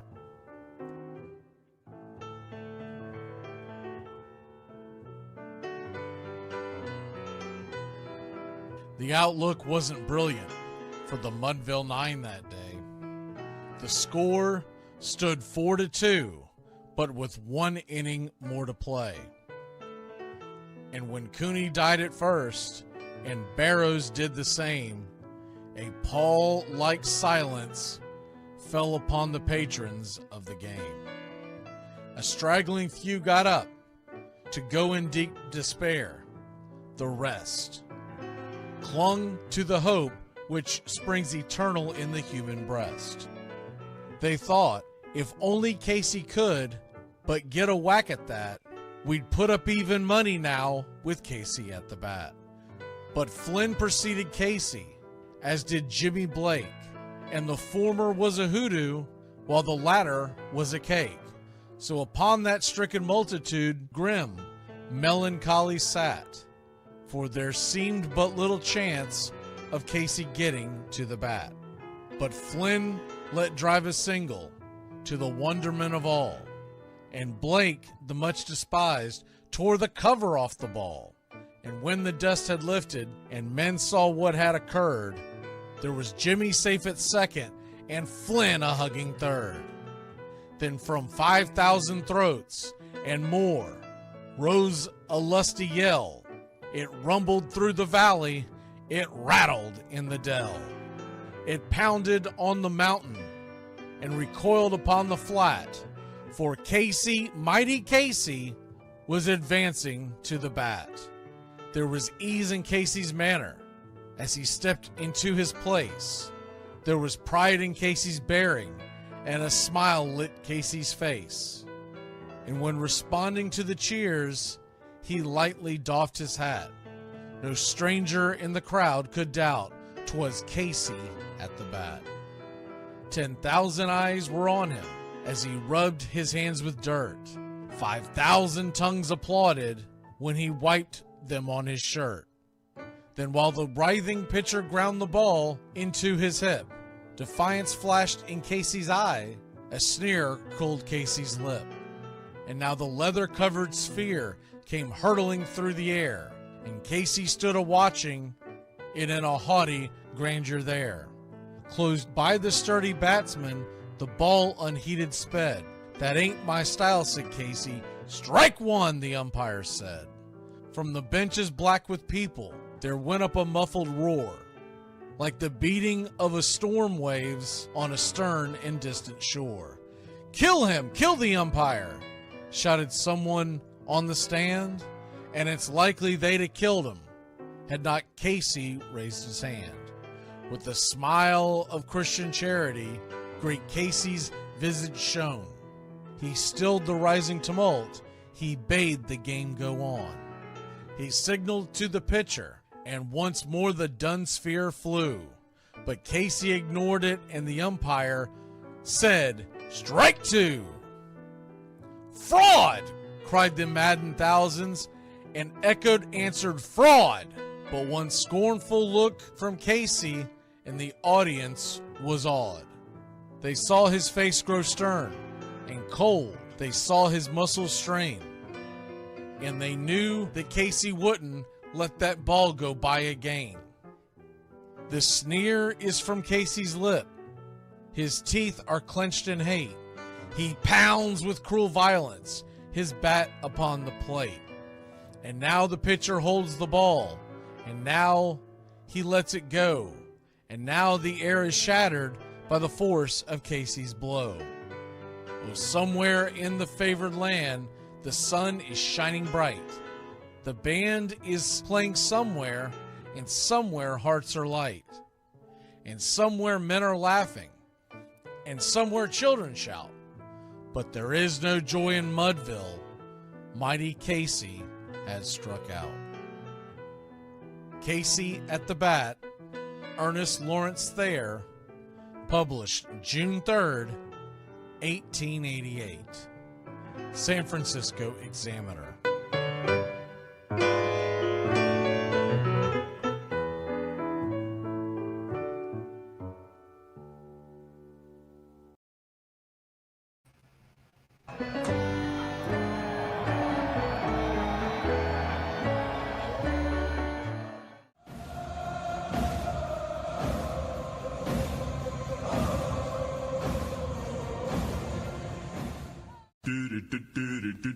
Goodbye, sweetheart. Well, it's time to go. We're back tomorrow with another show. Well, unless we're fired, we'll talk to you then. Goodbye, sweetheart. Goodbye. Goodbye. Guys and gals, it's time to go. We'll see you on the next show. Same bat time, same bat channel. It's closing time, y'all. You don't have to go home, but you can't stay here. Have a great one. On your way out, please like and subscribe, and don't forget to tip your favorite bartender. We'll see you. I'm Mac McGee, signing off for Braves Country Radio.